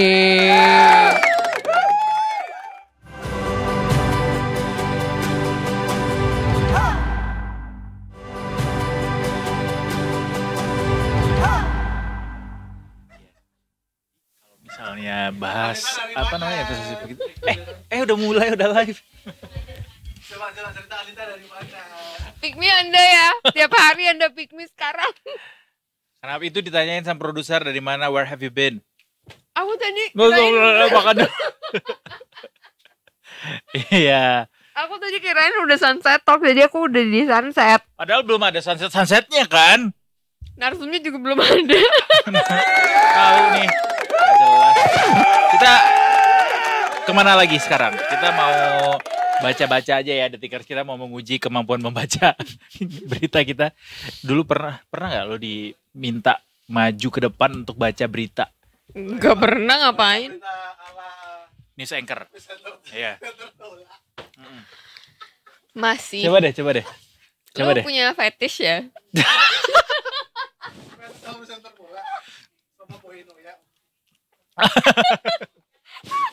Itu legend banget itu, gue ngefans parah sama beliau. Pertemukan dong gue dengan beliau. Iya ya. Mas Jangan Boy sok Noya. kenal deh. Pernah nggak disuruh? Kenapa? Udah tahu ini kameranya cuma satu, beratraksi lagi beliau di sini. Iya, ini nggak di-cut loh. Ini masuk YouTube, nanti di-cut khusus bagian. Sebel gue tadi. Anda yang ganti-ganti kamera tadi ya? Pas yang nguap itu. Enggak ya, kamu di sana. Kamu jangan sok-sokan ya kamu. Aku mau lihat trending di X dulu deh. Ya udah, boleh. Trending pertamanya Marshall. Trending keduanya kaget banget. Takut banget kalau mau buka ini sih, kaget banget ini. Sule. Kenapa Sule? Lalu Anis. Terus Koop Mainers, katanya mau ke Juventus, Koop Mainers. Oh iya. Coba kita lihat ya. Iya, coba.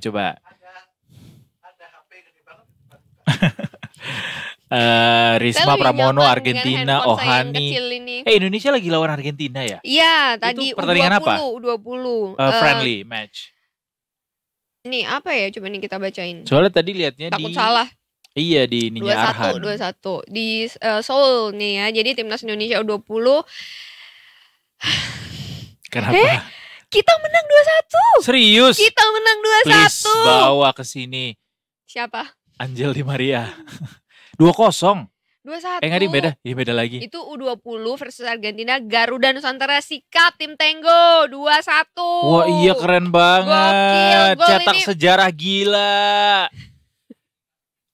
Keren sih. Ya keren. Kerennya gue mengalahkan Argentina 2-1. Timnas Indonesia Under-20 melalui gol dari pertama itu berkat gol dari Mirko Juarez Zemlich dari Argentina ya di babak pertama. Kemudian gol selanjutnya dibalas sama timnas Indonesia lewat Kadek Arel Priyatna di menit 75 dan juga penalti dari Mauri Ananda. Menang deh 2-1 di pertandingan Seoul Earth on Us Cup 2024. Nih apa tadi aku mau bilang, oh ya kalau ngomongin di Seoul itu kan ada Arhan di situ ya, tapi mungkin karena Arhan juga mainnya di timnas senior gitu ya, mungkin jadi U20 nggak bisa dimainkan ya. Iya, dia jadi penonton doang kayaknya. Jadi penonton. Dan soalnya juga kan ada sebenarnya update story juga. dengan kondisi mental dia dalam beberapa waktu ini sepertinya memang yang harus diberikan keputusan itu ada dia yang harus memutuskan apakah dia sanggup untuk menjalani tugas negara atau tidak gitu. Tapi kan what doesn't kill you makes you stronger. Justru itu ya, membuat itu dia I jadi believe lebih bagus. That, cuman kan what doesn't kill you makes you stronger. Ada itu aja. Hah? Jurnalis Serius? apa? Bapaknya? Siapa? Jurnalis di mana? Masa sih? Itu arahan. Itu lebih ke PNS sih beliau. Mohon arahan Bapak. Abis mohon arahan, mohon izin Bapak. mohon Ya, izin. ya ampun pernah lagi gue kayak gitu. Terima kasih. Kayak tiap nge-MC untuk acara-acara tertentu gitu ya, harus ada apa-apa gitu ngomongnya harus mohon izin, mohon arahan Bapak, mohon izin Bapak. Itu adalah culture kesopanan warga Indonesia tuh kayak gitu. Betul, timur banget lah. Timur, Ya kan? timur banget. Coba gue lagi nyari arti kenapa orang suka ngirim video kucing. Gak penting banget sih. Nggak ada, nggak ketemu. Sumpah yang itu ada gak penting NASA banget. kirim video kucing oren dari luar angkasa ke bumi untuk apa? Itu dari Detik.net. Kenapa harus suami zaman now coba? Nanti coba kita tanya ke Pak Firman ya. Beliau pernah nggak melakukan itu? Nanti aja itu. Ya, kita ke berita yang lebih penting lagi, Detikers. Ini aja mungkin kita bahas sedikit kan kemarin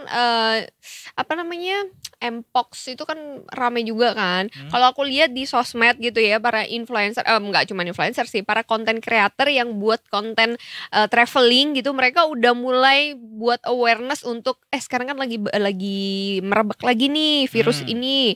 Pakai masker ya kalau pakai kendaraan umum gitu dong. Oh iya benar. Padahal sebenarnya kalaupun nggak ada itu, kalau kita pakai kendaraan umum kan tetap aja harus mencegah dari polusi. Belum lagi kalau misalnya lagi desek-desekan, lagi rush hour kan, emang harus lah kayak gitu. Pandemi menyadarkan gue kemana-mana kalau pakai kendaraan publik harus pakai masker sih. Bukan cuma karena ada penyakit atau apa, memang iya seberfungsi itu ya. Benar. Jadi langganan check out gue tuh tiap berapa bulan sekali beli masker, berapa karung gitu. Karung? Lu menimbun masker. Pantesan harga masker mahal. Gue menyelamatkan para masyarakat yang menjual masker itu biar kebeli aja ininya. Terus ntar lu jual lagi dengan harga yang lebih mahal 5 kali lipat ya. Itu justru dibagi-bagikan, kayak Mas Yansa beli kerupuk banyak terus dibagi-bagiin ya Mas Yansa ya. Bukan dijual ya. Oh. Dijual lah. Oh iya betul. Ya setuju sih kalau itu membantu sih. Tapi kenapa dijual lagi? Oh iya bisa sih. Biar bapaknya habis itu beli langsung bisa perekonomian juga lebih berjalan gitu. Itu bisa salah satunya diterapin loh di kantor-kantor. Jadi misalnya kalau ada ketemu bapak-bapak yang mungkin jualannya banyak, belum banyak terjual, bisa dibeli kemudian dibawa ke kantor, nanti di kantor dijual lagi. Nah, dilakukan dengan metode yang sama dilakukan sama Mas Yansa, produser kita. Yang lain mau nggak melakukan itu? Kan duitnya juga nggak hangus gitu aja. Tapi nggak ngambil untung kan? Nggak ngambil untung kan?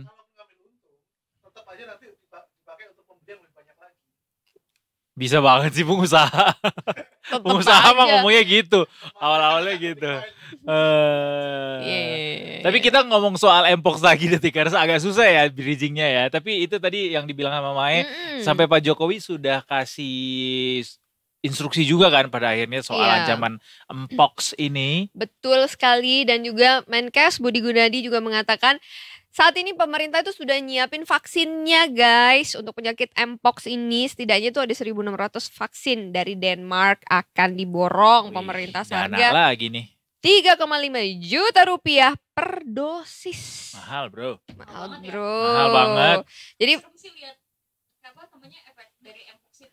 iya benar. Ke anak-anak juga kayak bisa kena juga kan ya. Nah katanya vaksin Mpox ini, gue lanjutin dikit ya. Boleh. Itu nanti akan diberikan kepada orang-orang yang beresiko tinggi seperti petugas lab, petugas kesehatan, dan juga orang-orang yang beresiko di daerah-daerah yang memang sudah ada outbreak-nya gitu. Bicara soal Mpox, kemarin beberapa hari lalu gue pergi ke Museum Kebangkitan Nasional, tempat pertama kali Stovia didirikan.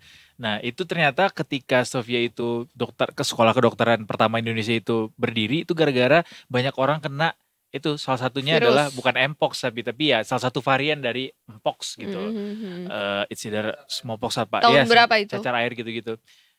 1900 berapa ya? Enggak dong. Bukan 1800 ya? Berapa sih Stovia?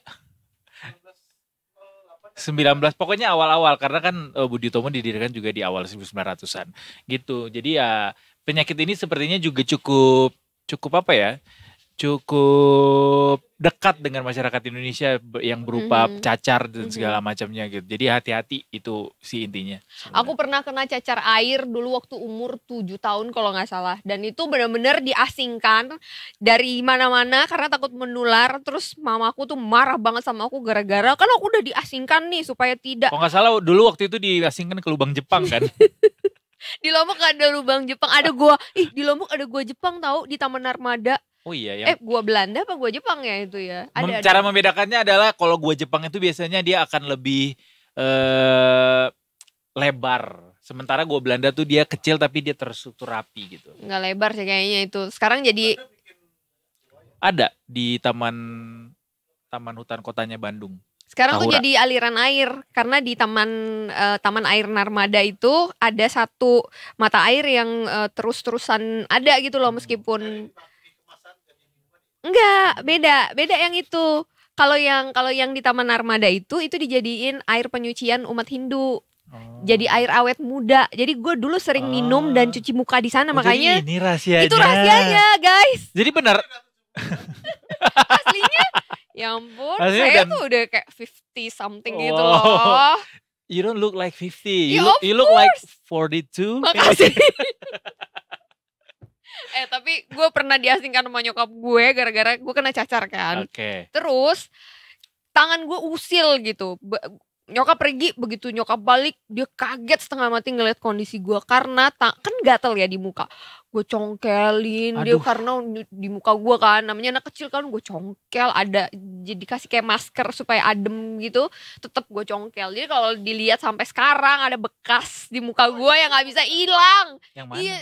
Ini di sini ada, di sini semuanya. Oh, itu gara-gara itu? Iya, gara-gara tangan gue jahil. Bahkan gue udah pernah laser, pernah apa segala macam tuh nggak bisa hilang, guys. Jadi hampir aja muka Anita Maya itu mirip sama mukanya Deadpool ya? Enggak dong. Karena luka bakar gitu. Semacam luka bakar. Semoga tidak ada yang terkena cacar-cacaran lagi. Karena katanya kalau udah pernah kena cacar air tuh gak akan kena cacar air lagi ya katanya ya. Benar. Makanya dijaga baik-baik kesehatannya. Karena itu menjaga kesehatan adalah bagian dari investasi kita buat masa depan. Asik. Apa? Bohong. Terus? Apa obatnya?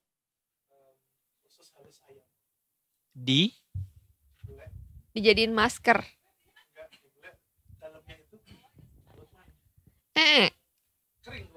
Serius? Apa usus dalamnya usus ayam itu dipakai kan ke muka? Dimandi. Dong jadinya. Jadi air yang kena cemaran dari usus ayam, isi usus ayam.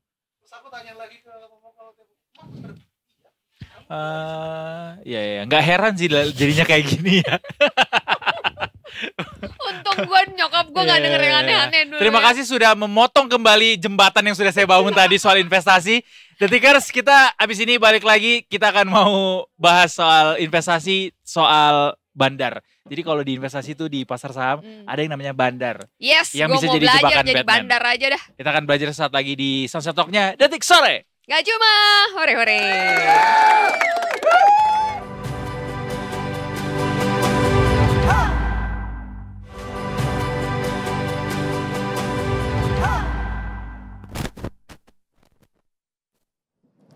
Kembali lagi di Detik Sore. Gak cuma hore-hore. Rocker nih ceritanya. Genre bandnya Yoi. Grunge.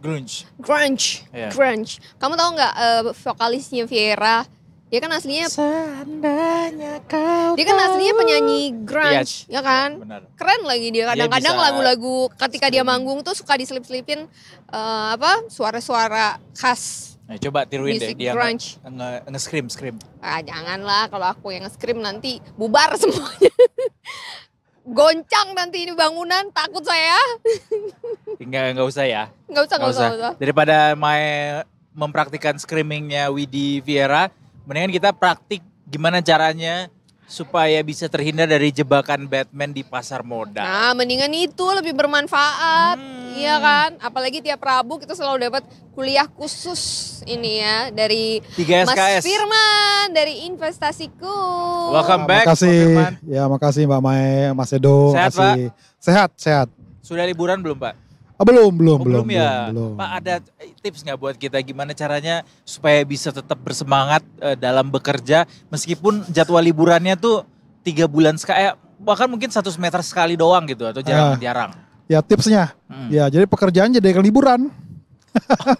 Justru gimana? Pekerjaannya yang harus jadi liburan. Iya. Jadi harus happy. Aku tahu. Harus happy. Aku tahu. Kan nggak ada cara lain kan? Iya benar. Mau nggak mau harus mencintai pekerjaan kan. Betul. Aku punya saran buat Edo. Jadi gua ini. Kenapa jadi gua ini? Kan lu yang nanya. Oh iya betul. Apa sarannya Kamae? Sarannya kamu jadi presenter acara traveling. Kamu bisa jalan-jalan dibayar. Iya itu salah satunya bisa. Oh iya. Bisa, Iya kan Betul, Pak Firman bisa betul. sambil jalan-jalan. Betul. Makan gratis, hotel gratis. Berarti kalau tidak jalan-jalan tapi dibayar nggak bisa senang. juga. Arisan. Pak Firman, kita mau bahas soal jebakan Batman nih Pak. Ya.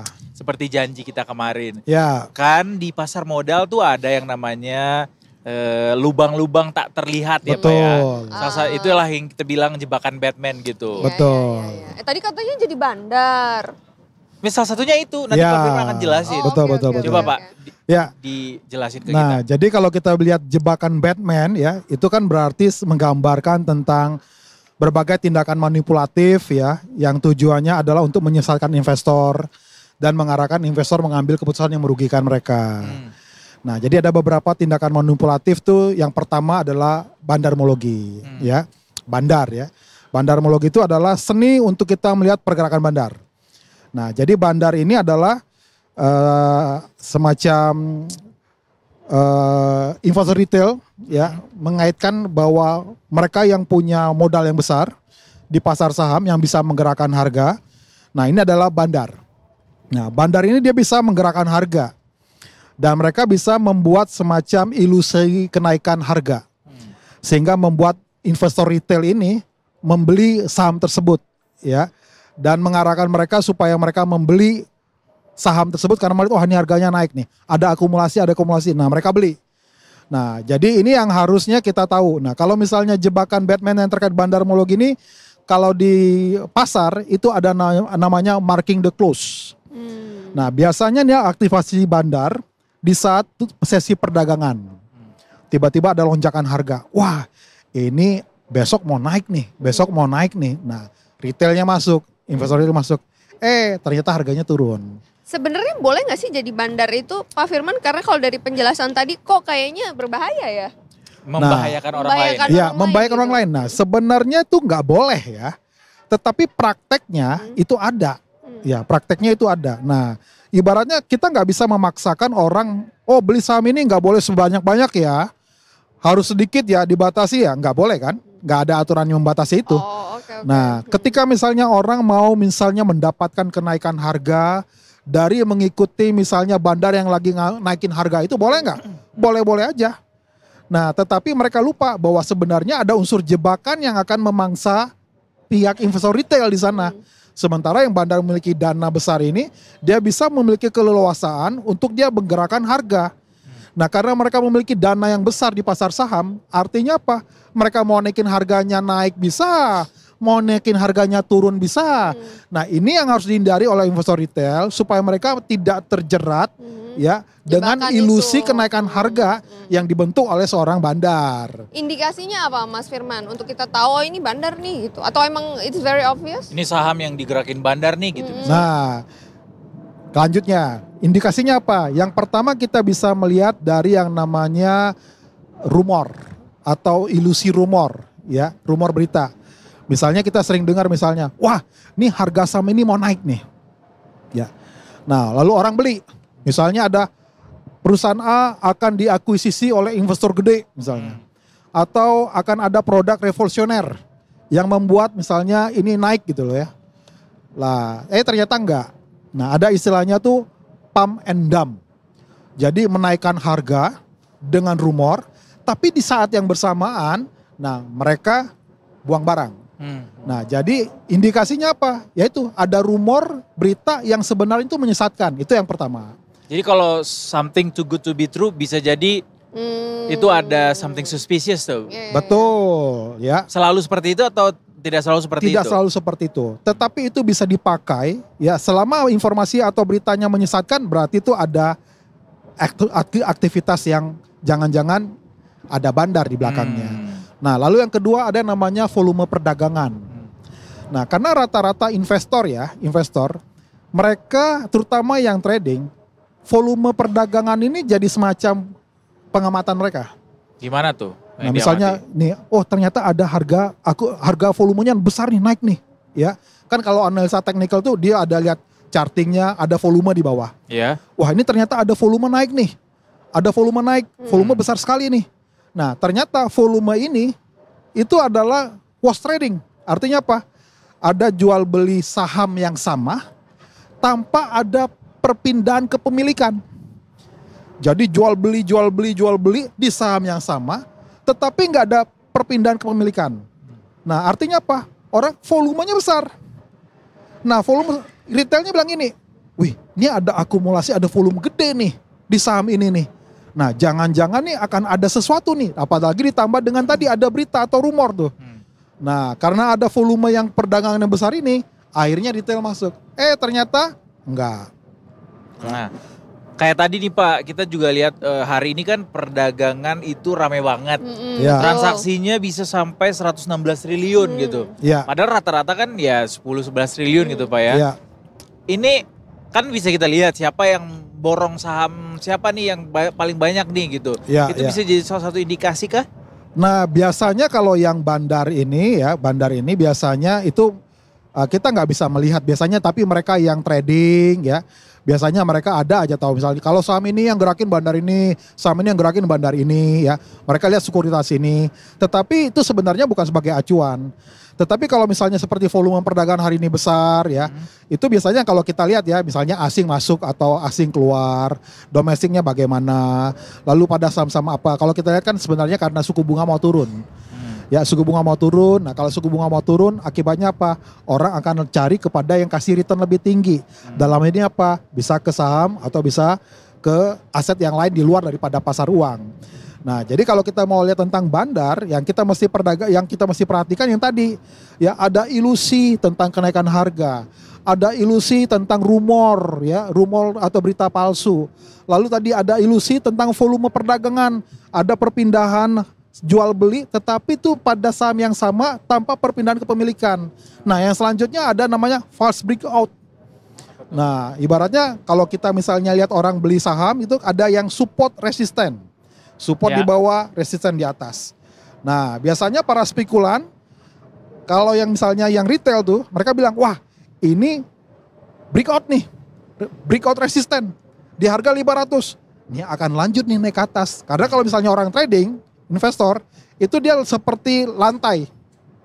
Jadi kalau misalnya ini lantai 1, ada lantai 2, kalau break dari lantai 2, itu berarti lantai 2-nya jadi lantai 1. Lantai dasar, iya. Dia akan break lagi ke atas. Nah, pikir wah ini break nih.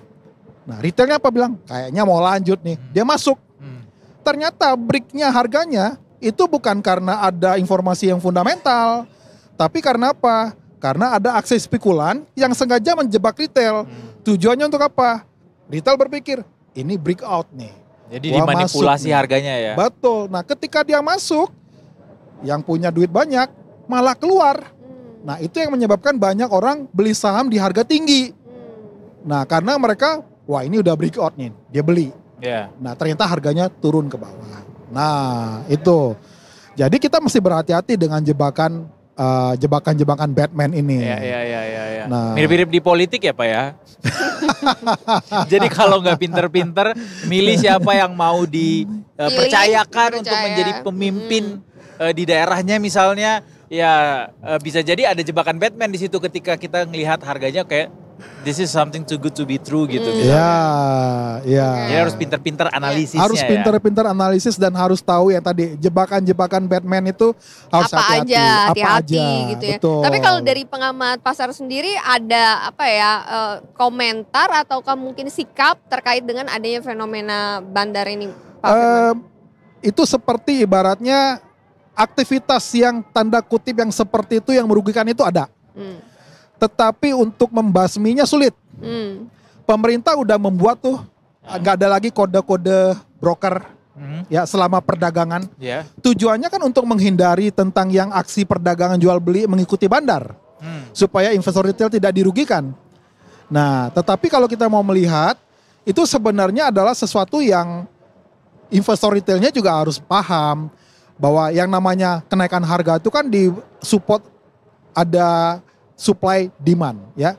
Jadi ada banyak penawaran ya. Nah, sementara permintaan sedikit harga turun. Banyak permintaan, penawaran sedikit harga naik. Nah, di sini bandar bermain gitu loh. Nah, jadi kalau kita sebagai investor retail kita harus hati-hati yang jebakan tadi. Karena ada kalanya yang berikutnya ini bandar tuh pintar. Ketika harga makin turun ke bawah, yang retail kan takut. Dia jual, wah ini harga turun terus nih, udah break support nih, ya. Nah, yang modal besar, dia malah beli, malah akumulasi. Iya. Nah, ya Sementara ketika harga naik, yang retailnya apa? Nih harga mau naik terus nih, dia beli, ya. Nah, sementara yang modal besar distribusi, dia mulai lepas-lepas tuh. Nah, jadi kita mesti tahu, jadi kita mesti pintar bahwa kita mesti untuk menghindari jebakan Batman ini, yang paling penting adalah kalau kita mau beli saham, kita harus tahu ada fundamental yang harus kita perhatikan. Bahwa ingat ketika kita beli saham tuh kita beli masa depan daripada perusahaan ini. Jadi nggak sekedar FOMO, nggak sekedar karena ngelihat orang borong saham yang ini, kemudian pengen ikutan juga deh karena ngelihat yang ini kayaknya udah untung dari yang ini gitu. Tapi lihat juga fundamental perusahaannya seperti apa. Betul. Jadi dia tidak terjebak dengan ilusi-ilusi yang dibuat oleh bandar, jebakan-jebakan, baik itu ilusi harga yang dibuat oleh bandar, baik itu ilusi rumor, berita-berita palsu, ilusi volume perdagangan, ya ilusi yang tadi false breakout, seolah-olah nih harga sahamnya akan naik terus, ternyata dia nyangkut di sana, yang punya barang udah lepas. Gitu. Benar-benar mirip politik ya. Benar-benar. Kita jadinya harus banyak-banyak cari referensi, rekomendasi gitu ya. Jangan asal termakan dengan iming-iming overclaim. Intinya harus banyak belajar, mengupdate ya. Karena kalau investasi itu learning by doing. Betul. Ibaratnya apa? Semakin lama saya belajar dan saya mengamati yang kemarin kita pernah bahas, mau untung itu belajar dari rugi gitu. Betul. Jadi ketika kita rugi ya kita jangan kapok. Ya kita kenapa bisa rugi? Oh ya karena saya terjebak sih dengan kenaikan harga. Wah saya terjebak sih, saya pikirnya akan breakout, ternyata enggak. Nah, wah saya terjebak karena ada rumor katanya nih mau ada akuisisi perusahaan besar, ternyata enggak. Katanya gitu mau masuk perusahaan ini untuk bangun ini di sini gitu. Betul. Padahal PHP ya. Katanya mau bangun rumah di atas ini gitu. Itu baru ide. Nah. Saya nggak bilang siapa. Orang itu, aku bilang ide. Iya kan banyak ide-ide gitu yang terjadi di masyarakat gitu ya. Semoga bisa diterima ya. Tapi biasanya bandar ini siapa sih Pak Firman? Apakah dia adalah perseorangan atau dia grup atau apa? Terus di dalam apa di luar negeri banyaknya? Nah, untuk detailnya kita nggak tahu. Yang tahu itu adalah masa sih Pak Firman nggak tahu? Ya, kalaupun tahu ya kita nggak bisa spill di sini. Tapi biasa dia adalah perorangan atau grup apa gimana? Ada yang perorangan, ya. Ada juga yang grup, ya. Ada juga yang misalnya ada gitu. Intinya kan kalau bandar harus punya modal besar. Betul. Tinggal modal ini apakah sifatnya dia punya sendiri atau gabungan, ya tergantung dari saham yang mau digerakin yang mana. Makanya kalau kita mau terlepas dari jebakan itu, ya jangan masuk ke saham-saham yang market cap-nya kecil. Ya. Ya contoh misalnya, nggak mungkin saham BBCA bisa digerakin bandar, nggak mungkin. Karena dia terlalu banyak pemegang sahamnya. Betul. Sehingga kayaknya kalaupun yang menggerakkan adalah penguasa dunia ini kayaknya. Berapa modal yang harus dipakai itu untuk dia jual beli kan nggak mungkin. Nah, makanya jadi lihat market cap-nya Pak ya. Makanya kalau pemula ya untuk terhindar dari jebakan Batman ya kalau dia lagi masih belajar dia nggak tahu apakah ini ilusi kenaikan harga, apakah ilusi false breakout, apakah ini ilusi volume perdagangan, ya sortir dari cari yang market cap-nya gede. Ibaratnya kalau mau gerakin tuh nggak mungkin gitu loh. Berapa sih Pak batasan market cap gede itu minimal? Amannya di atas 1 T. Oh di atas 1 triliun. Karena apa? Artinya nggak mudah kan mencari duit 1 T gitu loh. Kalau dia mau gerakin ternyata misalnya gagal, kan ruginya juga besar gitu loh. Nah jadi amannya ya 1 T. Walaupun mungkin ada beberapa saham yang 1 T mungkin juga ada yang digerakin ya. Kalau mau aman lagi ya kita cari lebih daripada itu. Tapi menurut saya untuk pemula ya di atas 1 T udah bisa. Itu untuk trader atau investor itu jatuhnya Pak Firman? Nah beda, kalau yang kita bahas yang terjebak dengan jebakan Batman ini adalah yang tadi tuh ya, investor. Ya mereka yang dalam jangka pendek. Tapi kalau misalnya yang untuk trader. Kalau yang investor mereka nggak peduli mau naik mau turun tuh nggak peduli. Karena apa yang mereka lihat adalah invest jangka panjang. Jadi yang lihat fundamental karena dia investor. Nah tapi kalau trader yang tadi mereka bisa melihat apa? Fokus pada ini gimana nih? Fast breakout nggak? Ini gimana volume perdagangannya ya? Nah gimana ini dengan kenaikan harganya? Mau naik atau enggak? Nah itu biasanya trader yang biasanya terjebak dengan jebakan-jebakan bandar. Tapi kalau misalnya satu lagi nih Mas Firman, tapi kalau misalnya ternyata forecastnya dia atau prediksinya dia ternyata benar gitu. Nah, itu berarti menguntungkan dia juga dong? Iya, makanya sah-sah aja. Makanya ada yang istilah beli sore jual pagi, BSJP. Nah, ada yang begitu kan? Gak salah. Nah tetapi biasanya bandar pintar dia. di akhir sesi perdagangan dia naikin tuh. Nah, lalu udah mulai gerak. Akhirnya mereka, oh ini kayaknya akan naik nih besok nih. Dia beli. Tujuannya apa? Beli sore jual pagi. Pagi dia pasang, ya ambil profit 1%, 2%. Sah dong. Tapi persoalan nanti ujungnya dia kejebak dan tertipu.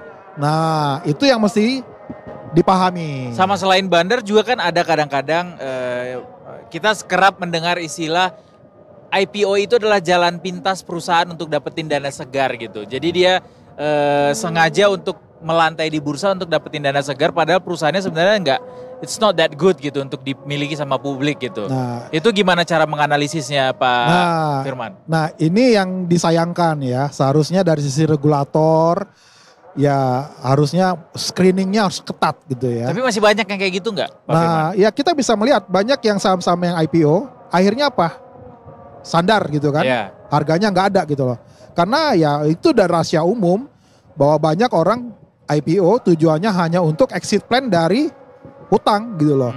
Ya, nah itu yang kita mesti hati-hati. Nah untuk investor pemula ya disarankan ya jangan masuklah ke saham-saham IPO. Tapi kadang saham-saham yang pemula kan bilang, wah kemungkinan saham-saham IPO itu hari pertama karena masih murah gitu ya. Betul. Bilangnya. Nah justru kalau saham-saham orang-orang investor pemula ya dia harus melihat mana saham-saham yang udah teruji, ya saham-saham yang memang track recordnya membagikan dividen bagus ya.